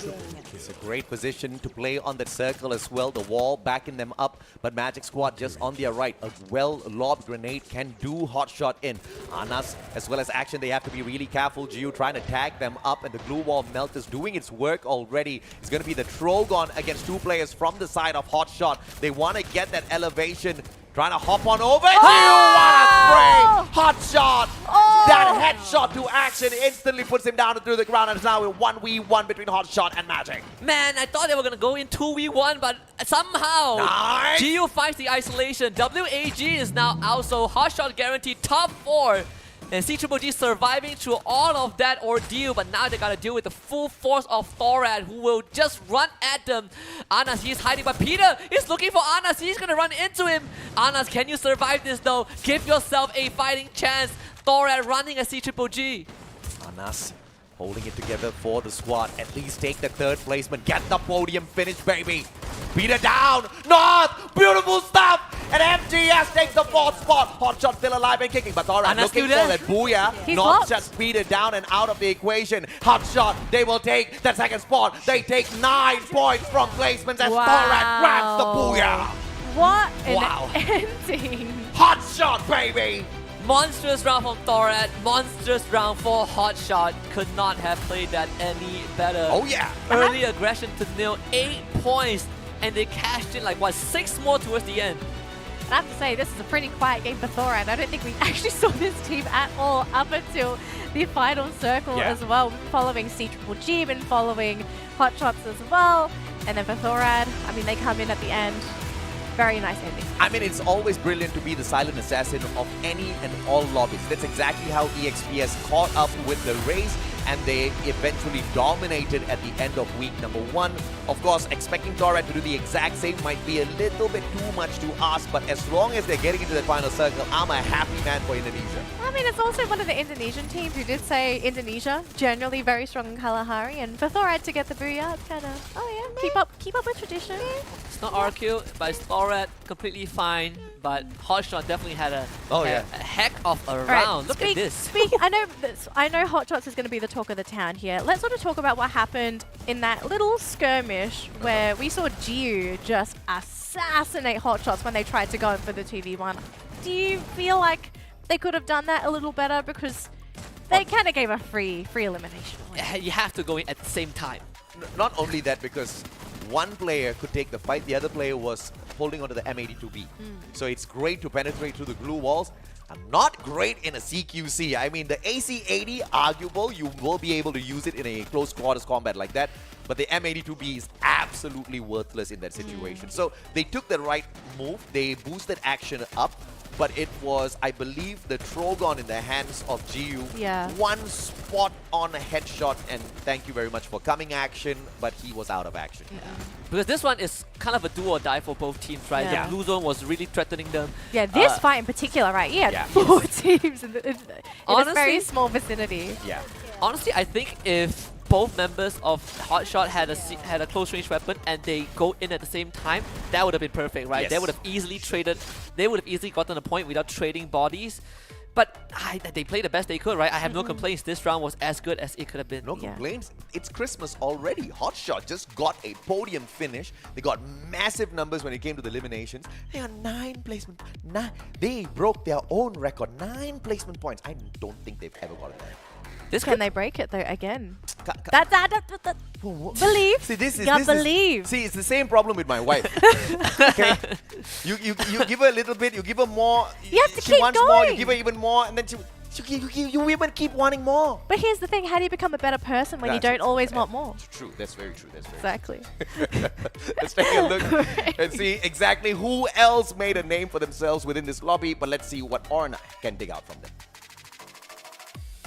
Before I let you dive back into some more actions, we need to talk to the winner here first. Congratulations once again to Torad! It's your second booyah of the day, and do you think your team can have more booyah in the last 2 games? Ini adalah booyah kalian yang kedua hari ini. Kira-kira kalian bisa dapetin booyah lagi nggak di 2 game terakhir?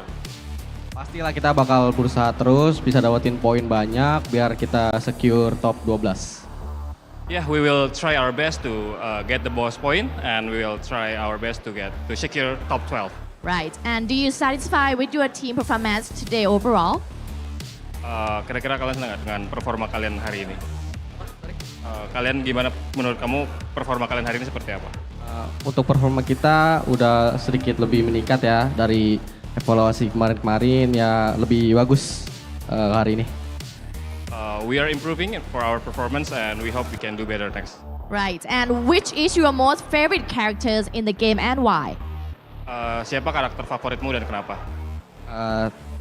Karakter favorit Tatsuya, soalnya suka dash cepat pokoknya lah, suka yang karakter cepat, suka itu. He likes Tatsuya the most because Tatsuya can dash anywhere.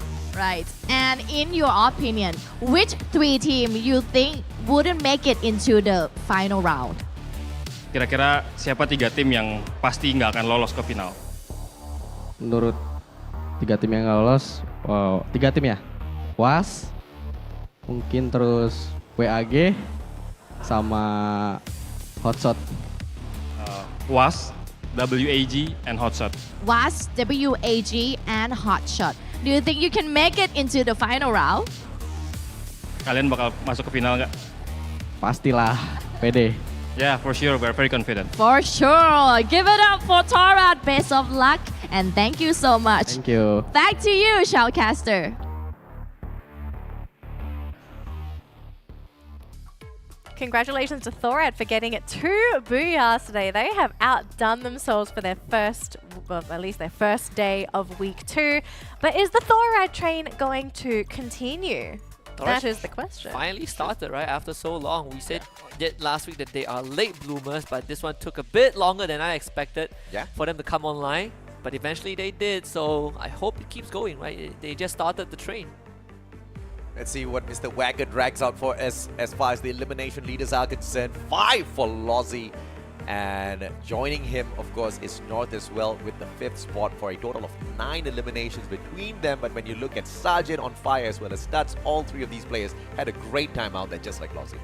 Yeah, pretty spread when it comes to eliminations across the board. Not really one elimination leader, but Lozzie's going to be the MVP for the round. And of course, I mean, what else is there to expect? Well, I missed this man on the MVP screen. It's been so long since we saw Lozzie, on North from Thorad. Just overall, this team it feels like they have been the missing piece to one of the front runners in the competition. But I'm glad they're there, running almost the same comp as what we saw earlier on, the double A124. So when it comes down to the final circle, they make it. They force you to fight them with raw force.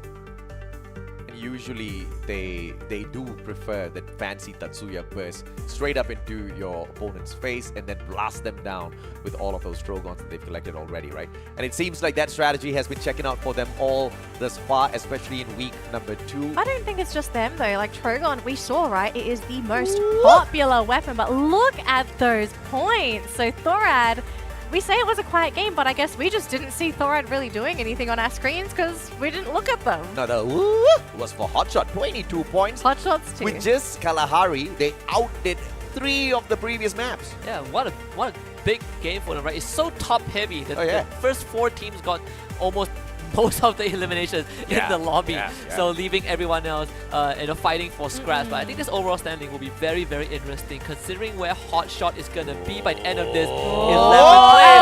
They have broken in. And look at them, they're tied with GOW, they're tied with Furious Gaming. And MIBR got booted down to 13th. I was going to say, this is bad for both MIBR and AGG, right? Because AGG were showing signs of life. They were slowly catching up. And then now all their efforts sort of down the drain because Hotshots come out of nowhere and decided, yoink, I've got top 12, baby. What do you do? I mean, like, if you're AGG, you work so hard. They've done so much today, and all of a sudden they're just like, oh gosh, guys, we're sort of back down to where we started. You cry and beg for the casters to say your name after this. That's what you do. Maybe we should start voting for AGG. Maybe. All right, we're going to go for a quick break. We'll see you all after this.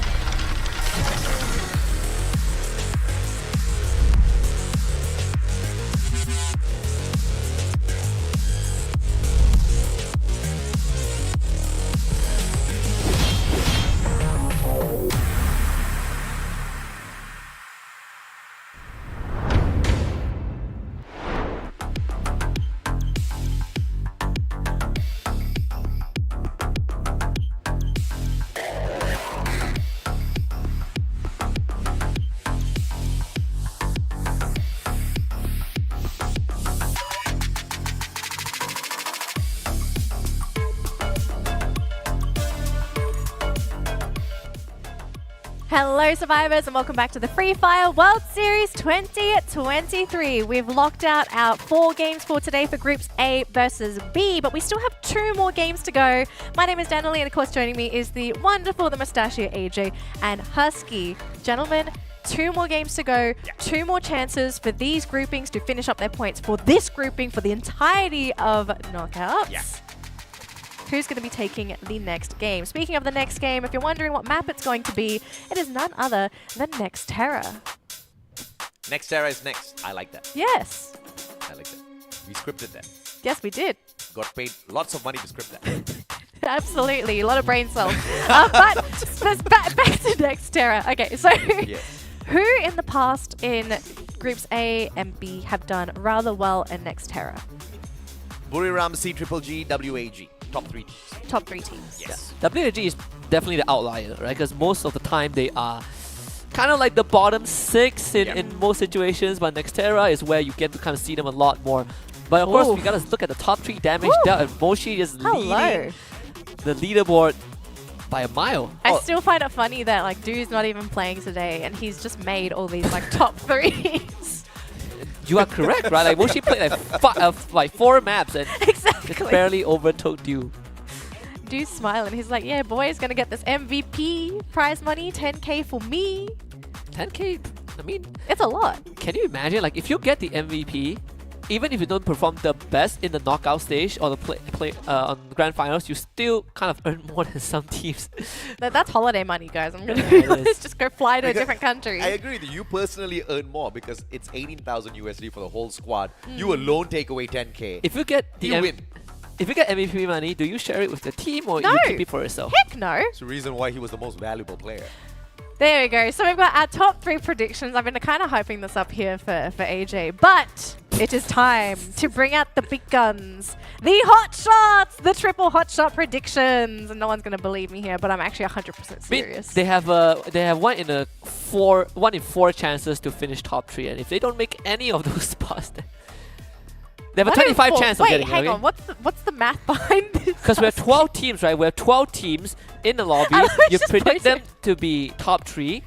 So means that there's only 9 more slots that they shouldn't be in, which is 4th to 12th, and that means it's 25% chance. They have a 3 in 12 chance of actually making. That's 1 in 4. Yeah, if you do the math. 1 in 4? Yeah. That's not how this works. Because 4 times 3 is 12. You don't argue with a Chinese about mathematics. I might have failed my maths, but I know my numbers. But you've...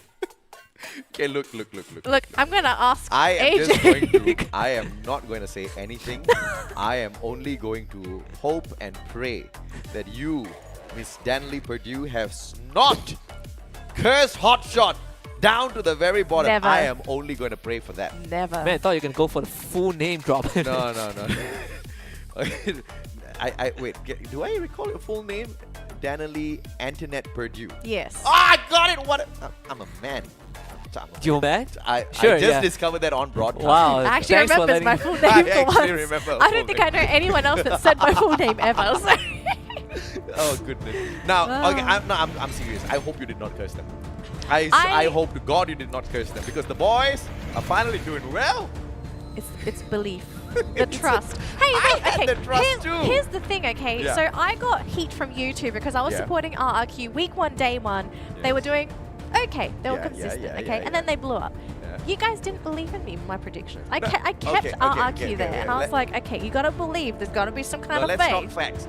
See, we believe as well, but what they were asking us is not who we believe in. They were asking us for match predictions. Yes, and my prediction is my faith.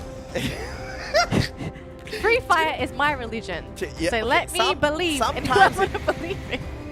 You see, we can argue by what we believe in just because we believe, or we can argue based on faith from looking at the numbers.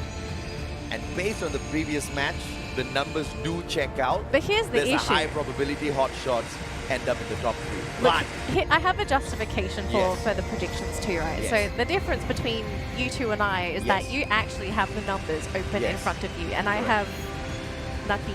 So I have to believe in my faith. who told you not to bring a tablet? You know, that sounded a lot more different in my head. I don't have a tablet. So Like our phones. We work together so often. I knew what Danny would say if we're not like on air. If we were not on air, that conversation Could be so much different. Jeez. Okay, well, we're going into next Terra here. 5th map of the day, also our second last map of the day for this grouping. So it's going to be dead center. I think this is a great way to end the predictable maps. Let's see where everyone is going to be ending up. I remember last week for week 1, day 1, a lot of teams dropped into Intellect Center, and I'm curious to see if it's going to be the same this week. It doesn't look like it's going to be the case. Well, MIBR lucked out. This is their usual drop spot, and the drop spot just happens to be a blue circle. But will the blue circle drag in some unwanted visitors? MIBR, they pull out the insurance here by putting Rigby at the very corner of that circle. Hotshot, on the other hand, they are going to end up in a very early skirmish against Torad of all teams. It's pretty crazy. So many, a couple of these teams actually switched up their drop spot. So Magic Squad ends up being the only team on Intellect Center. Might be on a scouting duty, and now just found Pocho just going for Stroll. So first blood going over to WAG and CGG now against GOW. But while Furious Gaming also chipped in, so GOW ends up losing one member. CGG on fire, turns around still to take that shot. That's the kind of unwanted confidence the AWM gives you. He has to get out of that 39 health left, so a stray bullet would take him out. Wow. And they say, Anas, wow! 2 in a row for this man. I mean, Torad did not stand a chance, and that was the team that got the booyah. Anas, can he get the pickup? No, put the glue on in time. So his Sonya times out. What a clutch from the captain of Torad. Dark Call, Mac 10 in hand. CQC is not going to be a problem for the squad at all, but Thorad, they were desperately trying to take out the full squad of Hotshot. There still are members who are alive and kicking out there. Hasu is not the final player. A couple of revivals, I believe, was pulled out just moments before. Furious Gaming. Anas gets brought back in here by Sajid. Furious all split up on the map. As Pocho gets tagged up and dropped by Abe. RRQ not giving them any room to breathe at all. Yeah, Torad actually able to get 3 points, right? 2, I believe.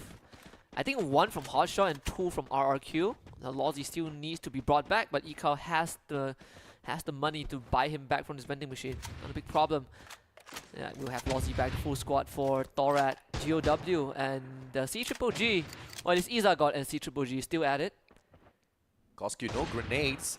A124 already popped. Izagot gets tagged up. 1v2 and Izagot just couldn't do much. I hate that Mac 10 early game.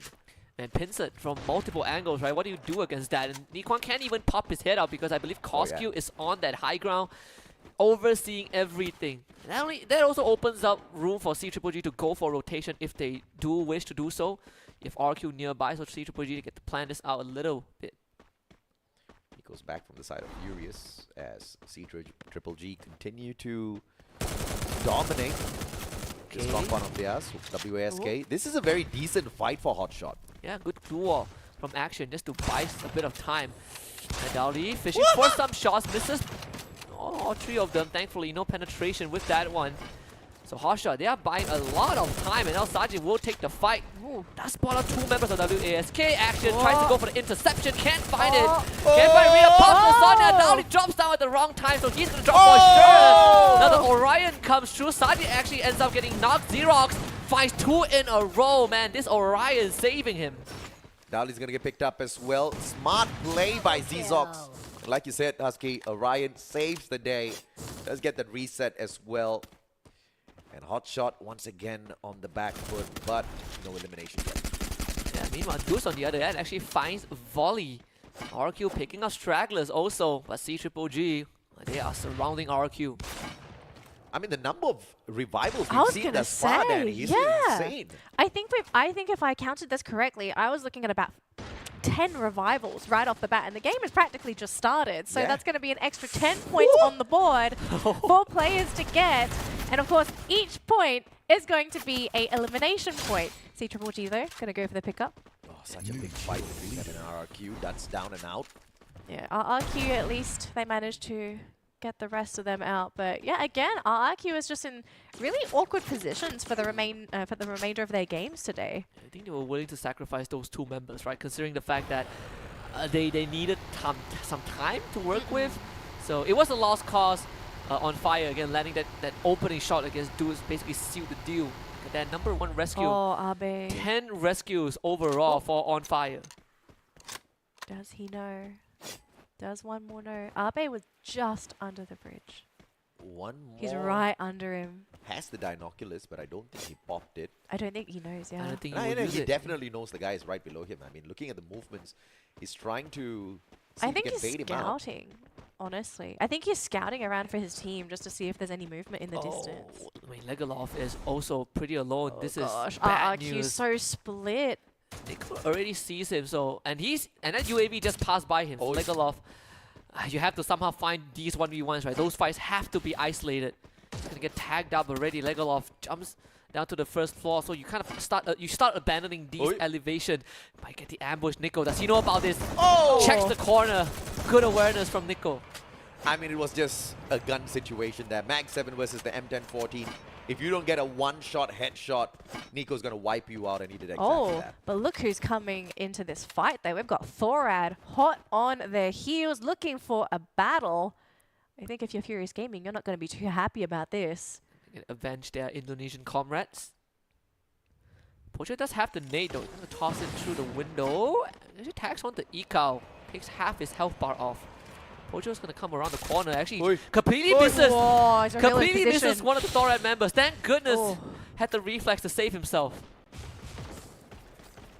Good blue wall. Mini Uzi in the hands of Nico, and Peter finds him. Dark Hole finds Bad in the meantime as Thorad drops by to check out exactly what's happening in this compound. Man, Furious Gaming having a rough situation. They were expecting a 4v4, but not with C-Triple-G in the picture, so they end up losing the whole squad. Unfortunate. And getting nothing. Lozzie ends up getting knocked down again, picks back up in an instant. Super unfortunate. The team basically just got locked inside that compound. Could not leave unless they won that fight. Yeah, they were there to get a 4v4, and C-Triple-G is making life really hard. And look at On Fire. It's C-Triple-G. If they want to look for a fight, they'll find one. This could be a full rush. I mean, Thorad doesn't really have much time to recuperate. This rotation definitely spotted out. Ikao and Lozzie making it to north, and Darko, he's holding a very crucial spot. And he's up against one more. A untimely rush by C-Triple-G. Darko can punish, but he has been spotted out first. So this is trouble. He gets sprayed down to the ground, and with the Mag 7 in hand, he will perish. The rest of the team members dropped again. Coming in for not a save. Oh, so unfortunate. The Bonfire actually keeping it up just for a little bit. Now North? North is coming for clean out the cluster to follow up. North will get a point, actually repositioned, ends up breaking his ankles in the process. On Fire, gunning down Lozzie, who was trying to take on this 1v1, and On Fire, he's in a really good spot to clean Thorad up. And reposition a little bit. Lozzie needs some of the healing from Ikao. Really gonna have to stabilize here. Having a rough time. On Fire finally gets down by North. It's CQC2, and positioning-wise, it's actually not that great. They are thinking of leaving this, and I think you have to if you're C-Triple-G. Are they still going to continue? They're still there. Oh, I love that. Absolutely love that. Oh, goodness. They even get the revive on the rest of the team. Right? So now, Thorad playing at a deficit because of that wallbang. Lozzie's going to start walling up the area, but Koskio, he's about to join this fight. This is a 2v4, by the way. Wow, Thorad out. My goodness, C-Triple-G just wiped out Thorad 2v4. I took a power nap, woke up, and that fight was still going on. It was a pretty long fight, yes. Yeah, so all right, Buriram looking to take out one of Hotshot's players. Hotshot's not looking too hot this game, unfortunately. They're all very split. They still have survivors, thankfully. Oh, no. Oh, boy. Oh, so close. Stick the landing? Yes. Super close. Just gets out, but it's just him and Legolas. Anas is how many members are left for Hotshot? It's just one more guy. Yes, it is one. I'm pretty sure they're poor as well, so they can't even get the revives off at the vending machine. Really tough game for Hotshots. You have to pray for a revival point. Actually, wait, the whole team is back. Yeah, they found the revival point there most we go. likely. Thank goodness. This breaks his ankles, unfortunately. Oh my god, and Rigby just picks up action, and it's just unfortunate for Hotshot. Well, they are looking for the final circle. Anas making his way in. Where's the rest of Hotshot? Well, so Anas is there. Okay, on the edge of the previous circle. Yes, they're like directly at the bottom. Very south. It's not good. GOW is also converging on their location. Yep, Sajid found. Has to also Oh tagged by gosh, Moshi. lots That's of two hot different shots teams. being shot down. Unlucky. They can't get a break this game. Looks like my prayer was not powerful enough to save them from the triple curse. It was not a curse, okay. To put a hex on them one time is alright. To do it 3 times back to back, Danny, I think that was overkill. I promise I don't know magic. Okay, just saying. She's not a witch. No. Well, I don't think I am anyway, so. It is so crowded. Bob's actually taking Legolas, who has been holding the high ground for the longest time ever. So this whole high ground vantage point lost for RRQ, which means CGG now takes control of that area, which is very bad news for both RRQ and Magic Squad, but particularly for RRQ. You know, Danny, your prey is still alive here. Anas is I'm not alive and kicking, but but here comes BRU to wipe your hopes and We're dreams not out. going to say anything. We're going to pray. Sonia, Down. Did he dash back in time? I think he did, yep. Back to the warmth embrace of his teammates in time before he timed out. Nice. So to get him back. That's the first time I'm actually seeing Sonia being used in that way, to dash back towards one of your own team members To with get that the revive. 3 seconds, Yeah. just so that you can get picked up again. So no point for that knock. So brilliant play. I mean, you do have Sonia out for the next 3 minutes, right? So it's still a long, long time. And if you look at the timer right now, by the time that Sonia comes back up, we're in the final circle. Yeah.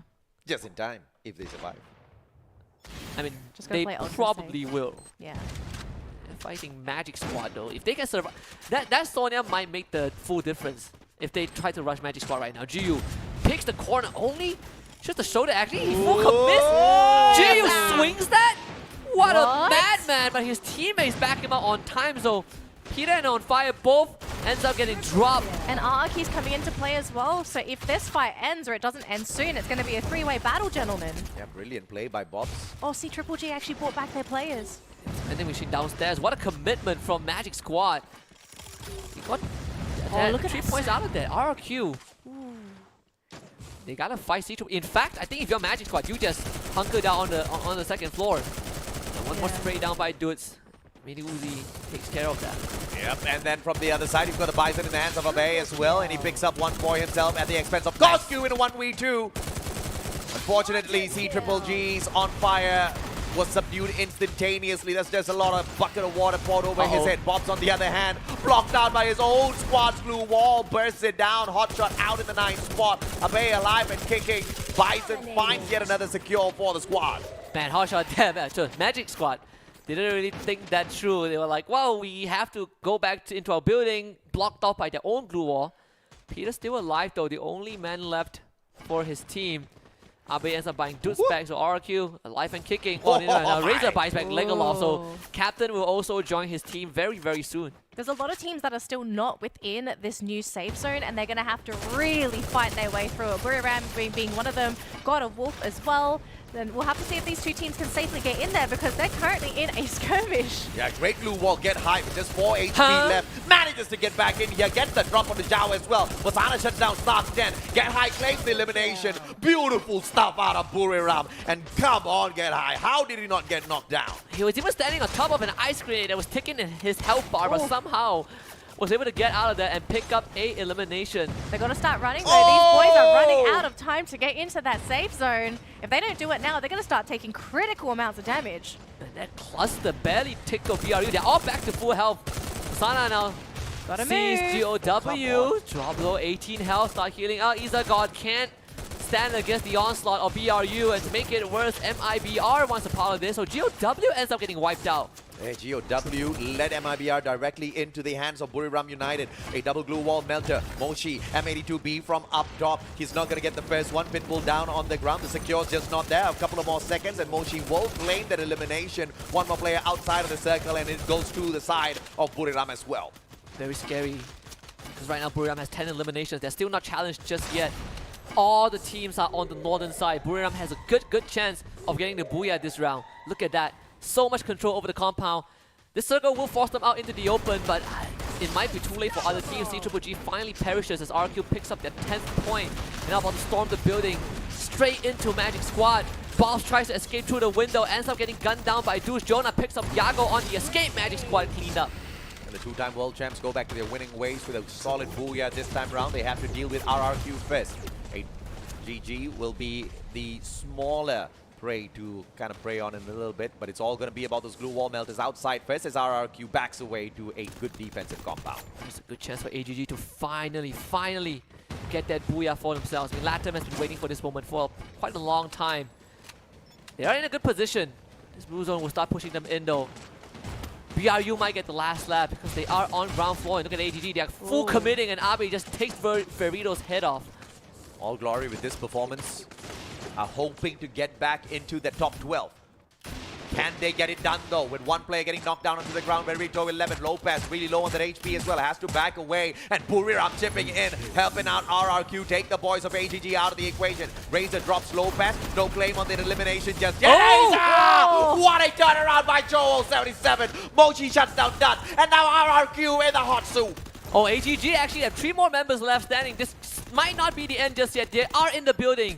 BRU dealing with RRQ. Legalov ends up getting dropped. Abe literally in the red. Finally found by BRU. AGG, they gotta finish what RRQ started. It is not easy. While Sana turns the corner, is get high against Sabas. They are all getting gunned down one by one. Swarmed by Buriram. AGG just stood no chance. Picked off. And BRU finally cashes in on a win that they've been wanting for such a long time. RRQ is just Abe against the world, finding one, but one is all he can get. BRU with the booyah late into the round. Honestly, props to Abe to actually still get second place for his team. That he could have ended up in third, but he was able to hold on.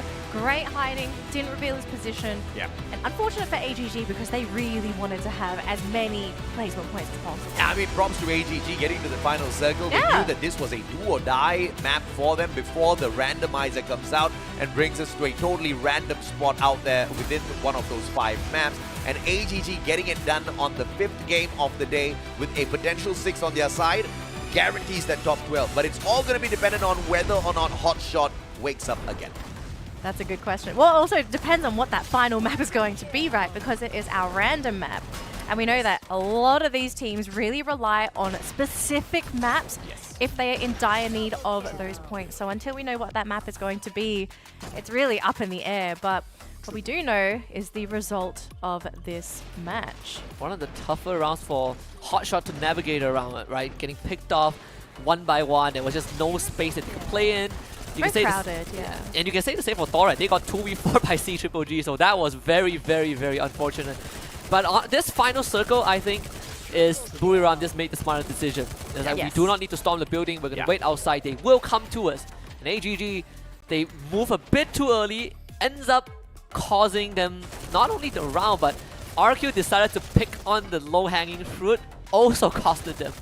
Also, I think there was a little bit of a miscommunication on the side of, sorry, who was that? RRQ inside the building, right? Because they tossed all of their glue wall melters towards Buriram, and AGG tossed their glue wall melters towards Buriram. But RRQ ends up jumping and facing off against AGG after wasting all of their glue wall melters on Buriram. So that was just a decision that perhaps could have been made a little bit better to make the world of difference in this match for them. I wonder if they made that decision because they thought they were going to be hit by a 2-pronged attack, right? Because RRQ, they were piggy in the middle. They had 2 teams on either side of them.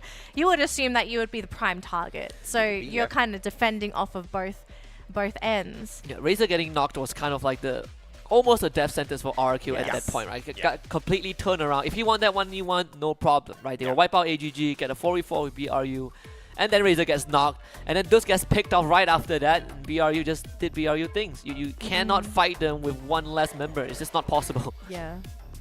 Well, Arbe's, I mean, he saved the game for the team, really. He did, Barely. Barely. Hey, look, at the end of the day, it doesn't matter if it was barely or if it was an easy save. At the end of the day, a save is a save.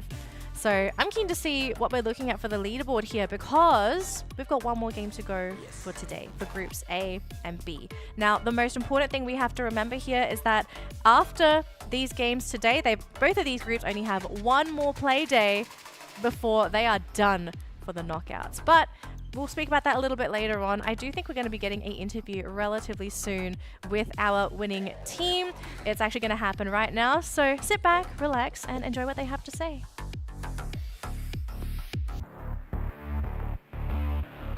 We arrived at the game before the final one and it was intense. Joining me is the former championship of Free Fire World Series.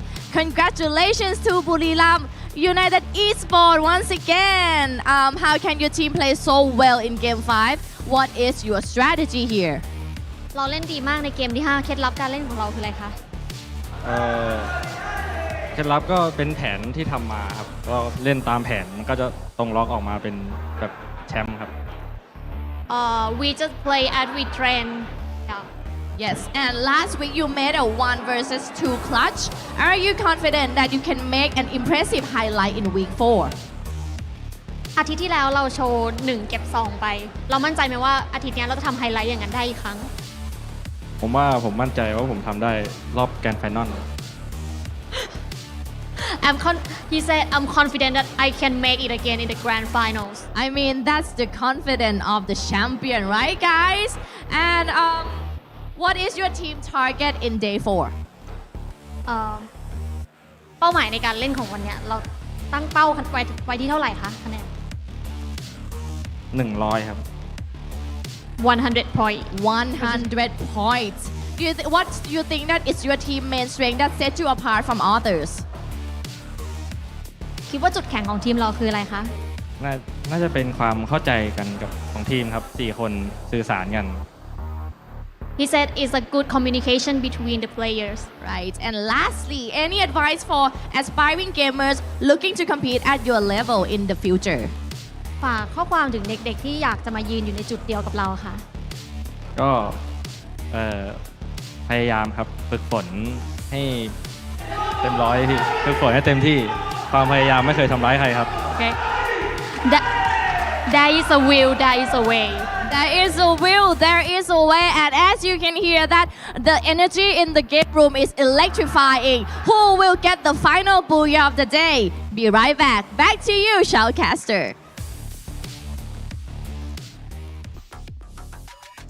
Well, is the storyline going to change with this final random map? I hope so, because you know it's nice for Buriram to get the booyah, but it's like I've seen this team get too many. I kind of want to see a new, fresh face. I want someone that needs those points to get those points. My panel's looking pretty skeptical here. No, I agree with you, but you know, I also want to see a back-to-back booyah. Ah, come on, that's boring. I mean, we've seen Torat hit 2. Maybe it will be even fantastic to see a team hit 3 booyahs in a day. Such as Hot Shots getting a booyah. You gotta believe, man. Okay, we'll speak about that a little bit later on here as we look at our elimination leaders. Back on the side of RRQ, locking in 7 eliminations for the round, earning him that first place for eliminations. But most importantly, who is going to be our MVP? It is none other than Moshi from Buriram. One of the lower elimination count games for him. Oh, look at the damage.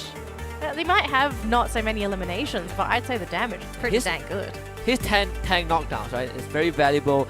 I would put Get High in the same position, I mean, in that final circle. But overall, We've got the stats here, right? We can do the comparison, like who's the one that's actually getting the knocks. You can clearly see who really wants to fight in this team, right? Double Tatsuya, double A124. I believe they did switch up the team come a little bit. Previously, they run 3 Tatsuyas, and now they decide that Jonah, you don't need to dash it. You know, you just play the supportive role.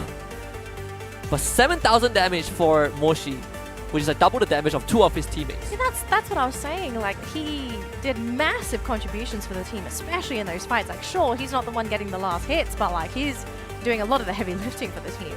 And 10 knockdowns, 3 confirmations. He's had better days. Sure. He'll take that. He'll definitely take that. MIBR in the 7th place this time around with a total of 8. Torat not doing all that too well. But of course, your focus is on Hotshot Esports. Let's see if or not they manage to keep that top 12 spot for themselves after watching it. They probably would be in top 12 still. They are just barely hanging on. 1 point, gentlemen. 1 point. And that's, we haven't even included Group C yet, right? If you look at the Group C teams, you have EXP, you have Osaka, you have PE Sports.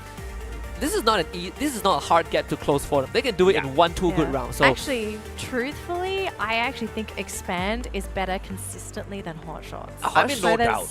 There's a good chance, that they're going to lose their spot. Unless okay? Unless either Hotshots has a fantastic second play day this weekend, or if Expand just drops the ball, which from what we see, I don't actually think that's going to happen. The Sundays will be the most important one because Yes. we get A and C, right? So Definitely. Hotshot gets to play directly against Expand, against PE Sports, against Osaka, the three teams that on this currently are not in top 12, but then again they have way more chances to kind of play it out. We're gonna have our map number 6, random map generator. And what is it going to be, gentlemen? It is going to be Purgatory. So we could be looking at a water circle to end the day. Why must your mind always go to the water? Spread my fairy dust. We must have water circles. Do you- They are fun. We know exactly what happened when you spread your fairy dust all over Hotshot earlier. Oh gosh, I don't know if that was fairy dust. I think Or I know. something else. I think I know why Danny loves water circles so much. Do you know she used to be a swimmer? Yeah. I'm a Pisces as well. I am a water element. What? Let's go. Yeah, Must Pisces like is water fish. element? You must They're like fish. dolphin. Star sign fish. Stars like fish. What?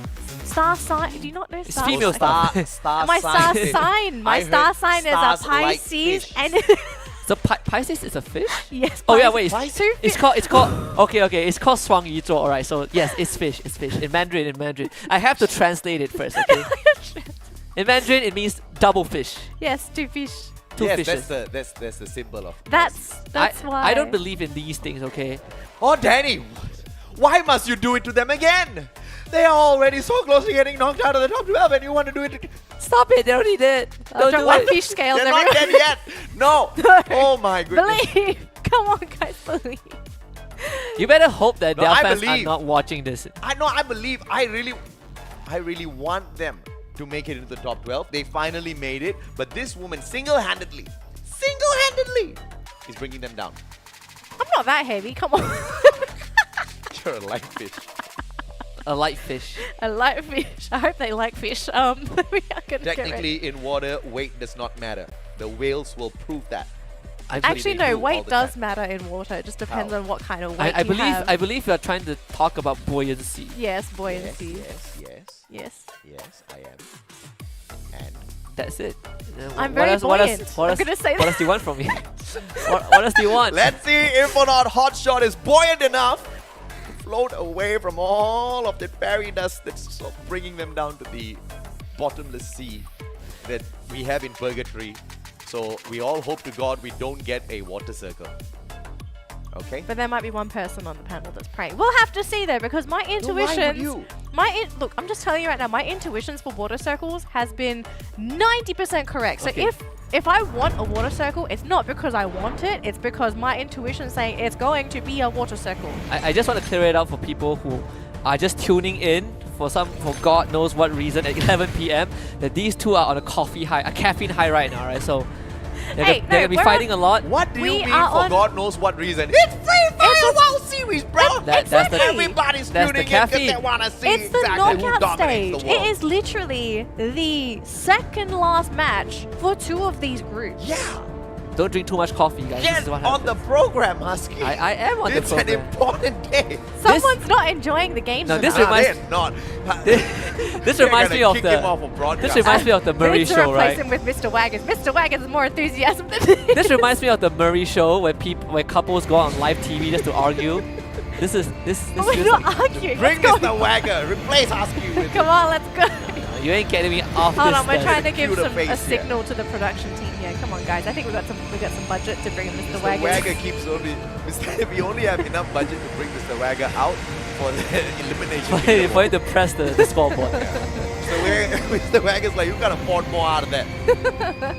All right, we're going to be loading in the teams to the plane for their final game for today. It is week 2, day 1, second last match for these teams in this group. A versus B. We're going to Purgatory.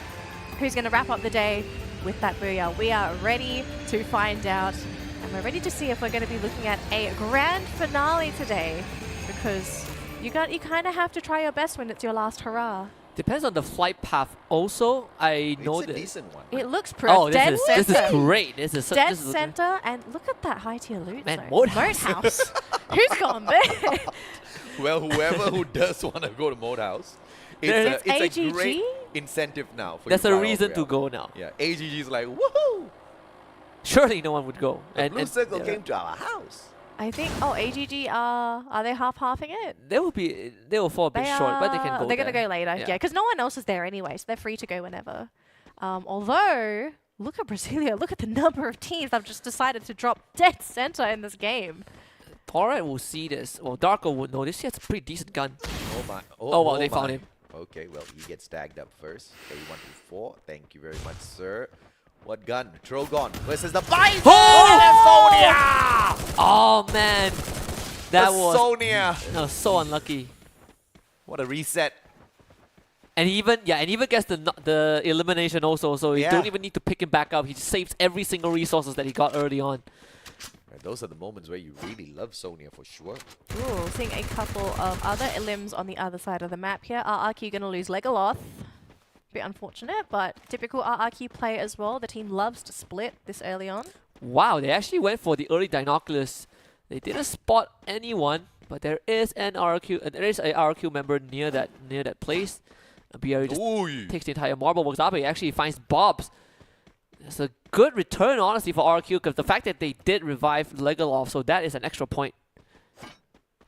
Secures that elimination as well, so great start. Buriram on the other hand, Whoa! works. Zabe shuts down Button. Question is, Magic Squad, where are the final two players? Yeah, where are they? And it looks like Razor's keeping a close eye on them. Yago and Gio, and he calls for that backup as well. Can Yago keep Razor busy whilst Gio backs away? One of the two needs to run. It's either that or you just take out Razor and you run away as fast as possible. Look at the flank. They gotta make a decision quickly, right? There's a revival point that RQ can capture to bring back their teammate, to bring back Legoloff. There's also a vending machine, and backup is coming for Razor. Okay, the window has completely closed. Yeah, smart play from Yago. He says, hasta la vista, baby. He leaves his partner, Gio, to take. Oh my god! What a headshot! What? Oh my goodness. Oh, that could have been something. If they did that earlier, that would have been miraculous for Gio. But Abe was at the right place at the right time. Those are the moments where you really wish you had a grenade to help you out. But unfortunate for him. But at least Yago does manage to back away from that encounter and have the potential to bring the full squad right back in. And as I say that, there is one purchase. So he buys an insurance for himself first with a vending machine as he looks for a revival platform. And Moshi actually got Nawasana also.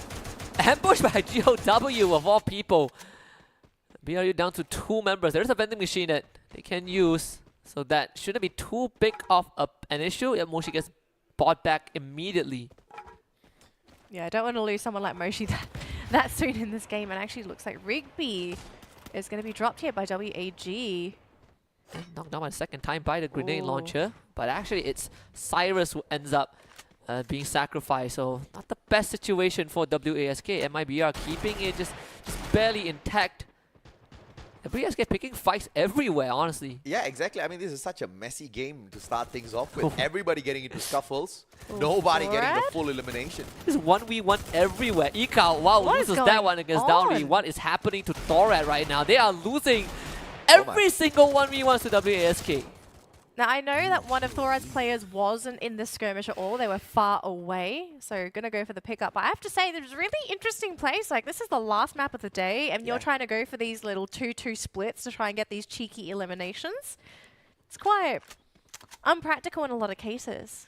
But if you look at the grand scheme of things, you still have 12 squads, so it's still checking out for some of these teams who chose to get super aggressive. Nobody's really paid the high price for it just yet. And then we're probably going to see an elimination within the next minute. Oh, there. We finally get the stat we were looking for. Highest revive, WASK. Is anybody surprised? Out of 18 times, out of 18 rounds that they play, right? So that includes up to the previous round for WASK, which is pretty crazy. And they even, well, North actually issued the challenge towards them. It's going to be a 4-minute timer. Thorat definitely not happy with that, you know, chain of events. WSK is looking to hunt North down, right? You have plenty of time to work with. This could be the early exit for Thorat. It could be, yeah. I'm weirdly hungry. I just wanted to share that random information with everyone. He's hungry for kills. That's what AJ's hungry for. Ooh, got him. You're welcome. Thank you, but Yep. no, I'm really There out. we go. Genius says, thank you for coming. Finally, we get the first squad elimination, and WASC of all teams to get that done. Yeah, I mean, that round went horribly wrong for Thorad. Just could not kind of pick themselves up after a slow start. Furious Gaming, on the other hand, in fact, have plenty of space to work with. Just checking out the compound near Fuse, make sure that no one is nearby, so they will now head towards that area. And it's a free for all. That area is completely open for them. Thorad literally hates Purgatory, mainly because the previous match early in the day, they got 2 points. And I assumed they were going to get a podium finish, thinking that, okay, fine, we performed badly. This time we're going to be super calculated with every single step we take, and we're going to get in the final circle. Nope, didn't happen. Losers all 1v1 against WASC. They went from 2 points to no None. points. And yeah, like you said, WASK shutting down. Oh man, Thorad. Well, better luck the next time they come back around, and them being in Group A, that'll have to be on Sunday. Speaking of the lobby as well, as we saw those numbers, the only team that's still suffering casualties was Magic Squad. It's only on 2 players, but everyone else, every other team are sitting on complete rosters, and we are starting to see where that circle is going to be. It's pretty still. It's No water! Wow! Water! This is a godsend circle. Smacked in the middle. And it's not RNG, right? Like, that's one of the issues when it comes to those water circles. As much as some people love them, some people hate it. The RNG really messes up with some teams. Why would you look at me when you say some people hate it? Because you're probably one of the biggest haters I know of water circles. I hate water circles. Exactly. I hate water circles. Look, I've got a good explanation for this. All right, every let's single go. time I play Free Fire, every single time I get a water circle, I die. You're on the wrong side. Is that what you mean? Sounds like it's a you problem. You did not go there. I'm sorry. Oh gosh. Oh, that's very hard. I think my contract is ending early.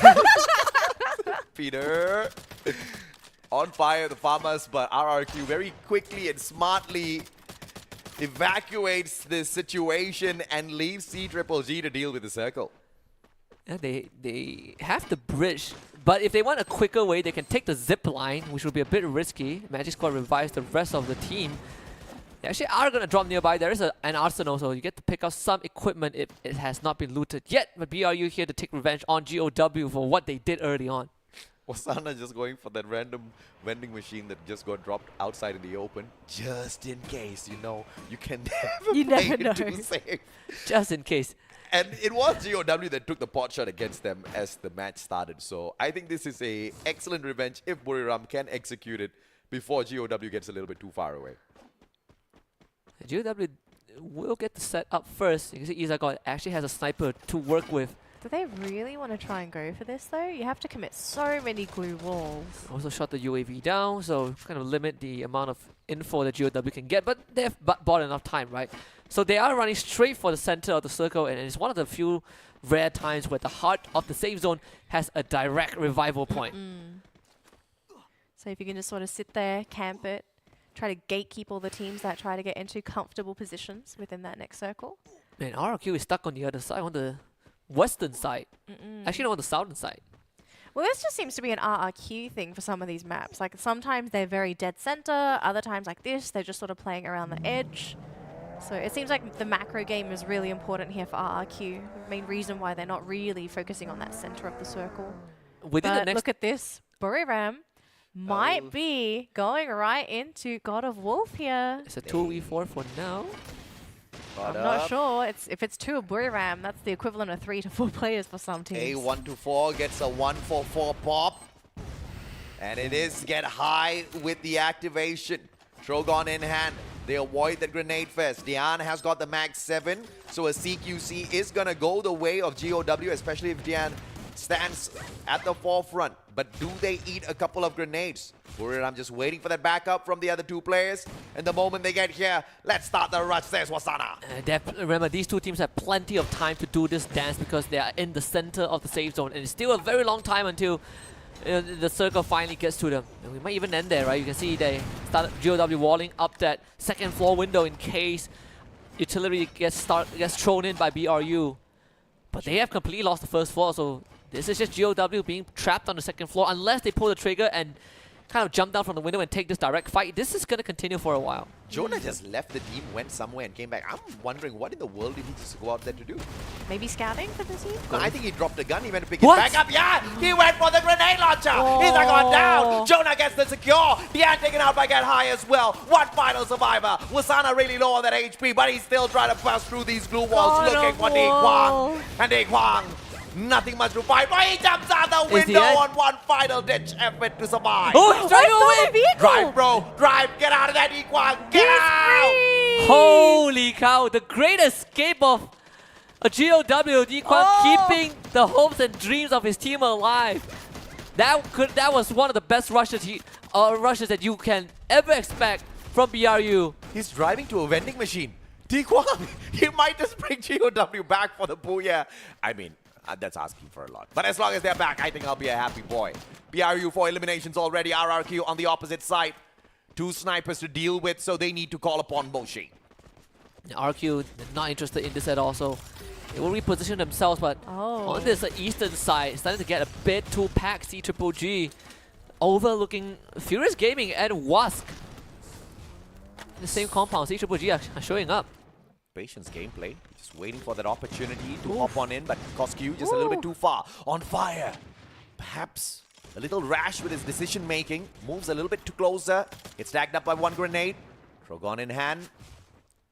Just waiting for the window of opportunity to pull that strike. But the circle will force them to move.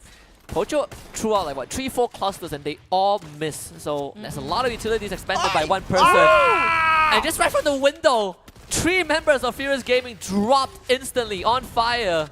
He's now going to siege the building. Pocho sprays one down, but he needs a lot more than that, and it is near impossible. One more gets picked back up, and now it's just Pocho against the rest of CGG, and they're not about to let this go. Peter cleans it up. Furious Gaming out in 11th. Oh my, is this sacrifice worth it though, Danny? Look at the damage from the circle. It is so painful. Like, can they even survive while they make it into that next safe zone? I don't think they can. It's just so far away. They don't even have a vehicle. They can if they don't get gate kept.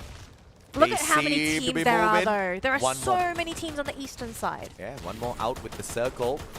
The circle is going to continuously punish the squad as Dowdy goes down. WSK leading the lobby with the number of eliminations, but AGG looking to end them right here, right now. YNS really low. Coscu brings one more back.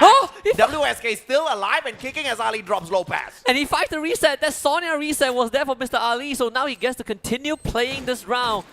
Could have been the end if he didn't do that, so what a recovery at the very end. And But Genius gets a double nade on top of that.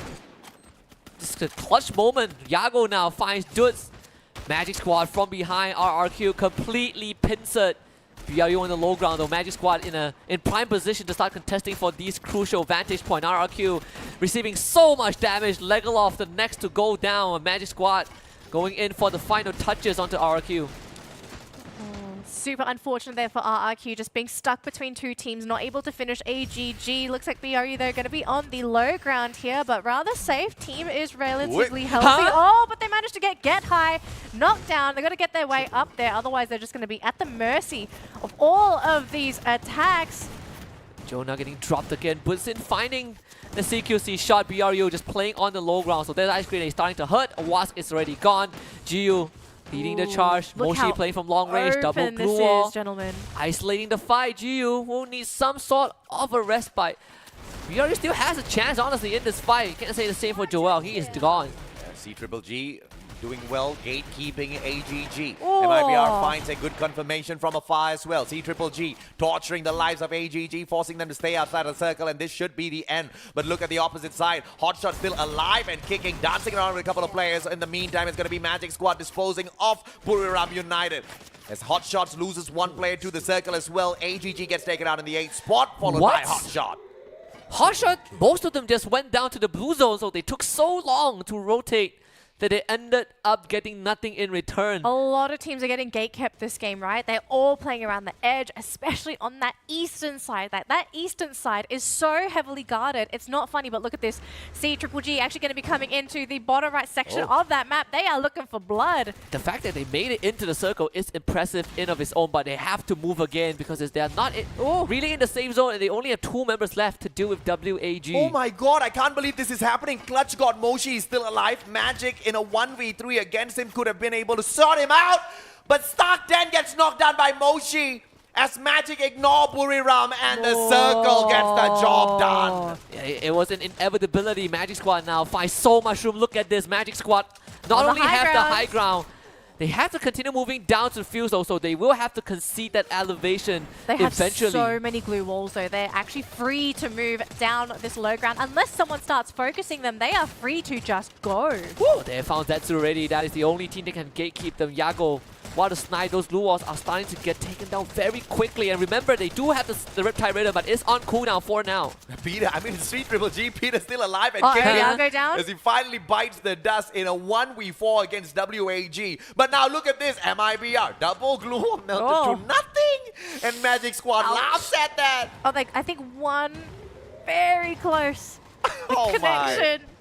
Can WAG take out both the Brazilian squad, right? This is a tense final circle, and Magic Squad now the focus of both teams. Krillin just lights up Yago with the grenade launcher. WAG going in for the rush, puts in, has to take the fight, but Pitbull takes them out from afar.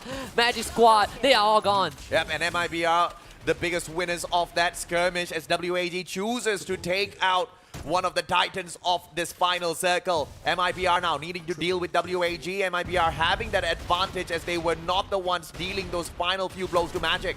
Yeah, MIBR able to top them up in time. Rigby takes out, unfortunately. Dolphin able to confirm the knockdown, evening up the playing field. WAG with 9 eliminations already, and MIBR not looking too healthy though. Stark 10 in the red zone. Zetsu trying to fire from afar, but Cyrus gets dropped. Pitbull from behind finds the flank on a pentakill. Dolphin now on the menu for MIBR, but WAG clutches it out in the very end.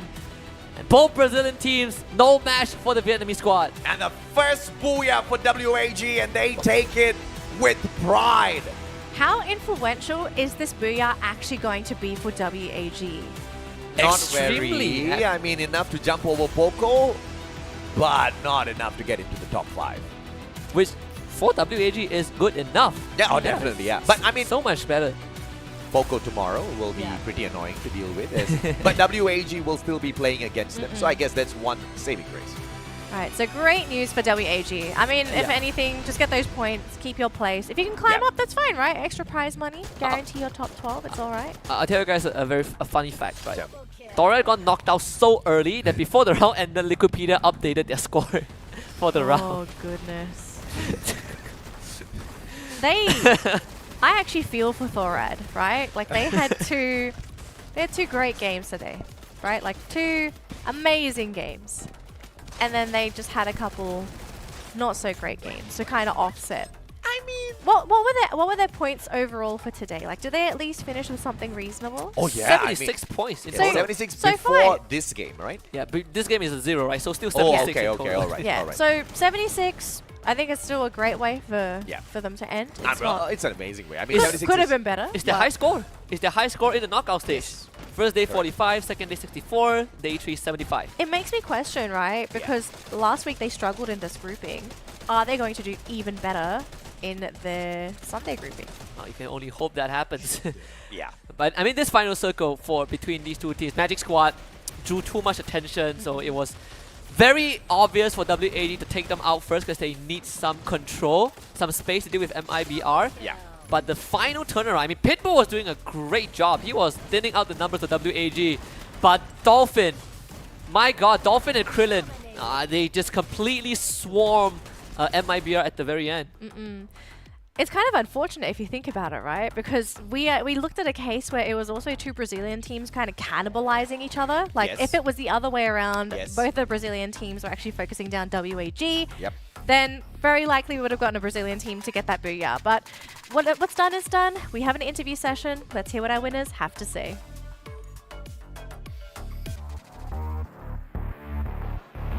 Incredible skills on display. A lot of actions went going on there, but we have to congratulate for the first booyah for this team. Congratulations to the WAG. Got the last booyah, the final one of the day. But this is your first booyah in Free Fire World Series 2023. Do you think it's quite late a bit?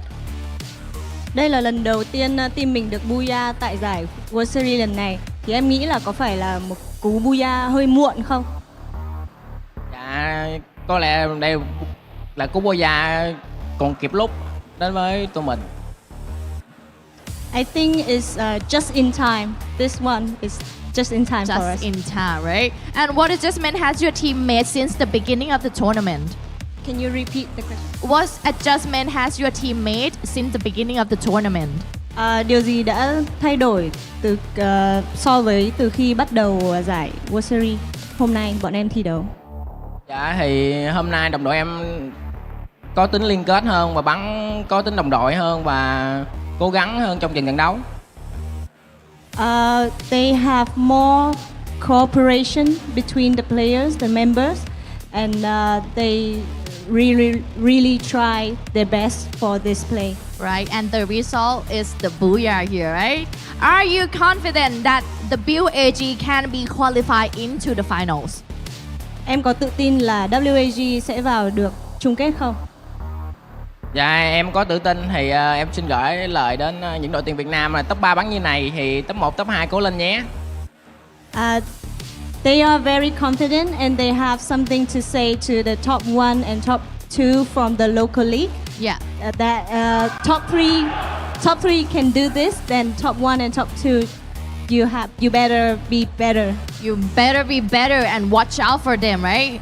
Who is the key player of your team in the previous game and why? Trong trận vừa rồi thì ai là key player của đội em? Thì team em ai cũng bắn có những cống hiến riêng khác nhau nên em thấy là team em bắn hay đều như nhau. They have their own roles and he thinks that they all play good in the last game.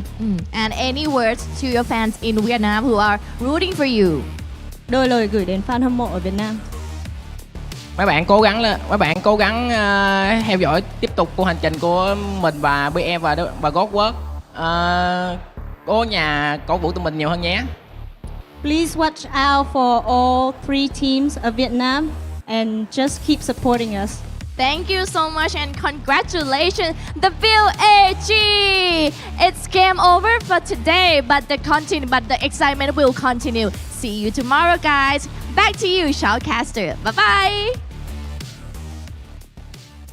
That does conclude the games for the teams in Group A and B, but they're not done this weekend. We are still going to see one more game from each of these groups. The groupings tomorrow are going to be B versus C. So tomorrow, in essence, is also the last day for teams in Group B to get their points in. And I think the question we sort of would like to know from the players themselves, right? Are they proud of their performances today and did they hit their goals for how many points they wanted to score? Because not everyone is going to hit their goals. Everyone has different expectations, but ultimately, it's top 12.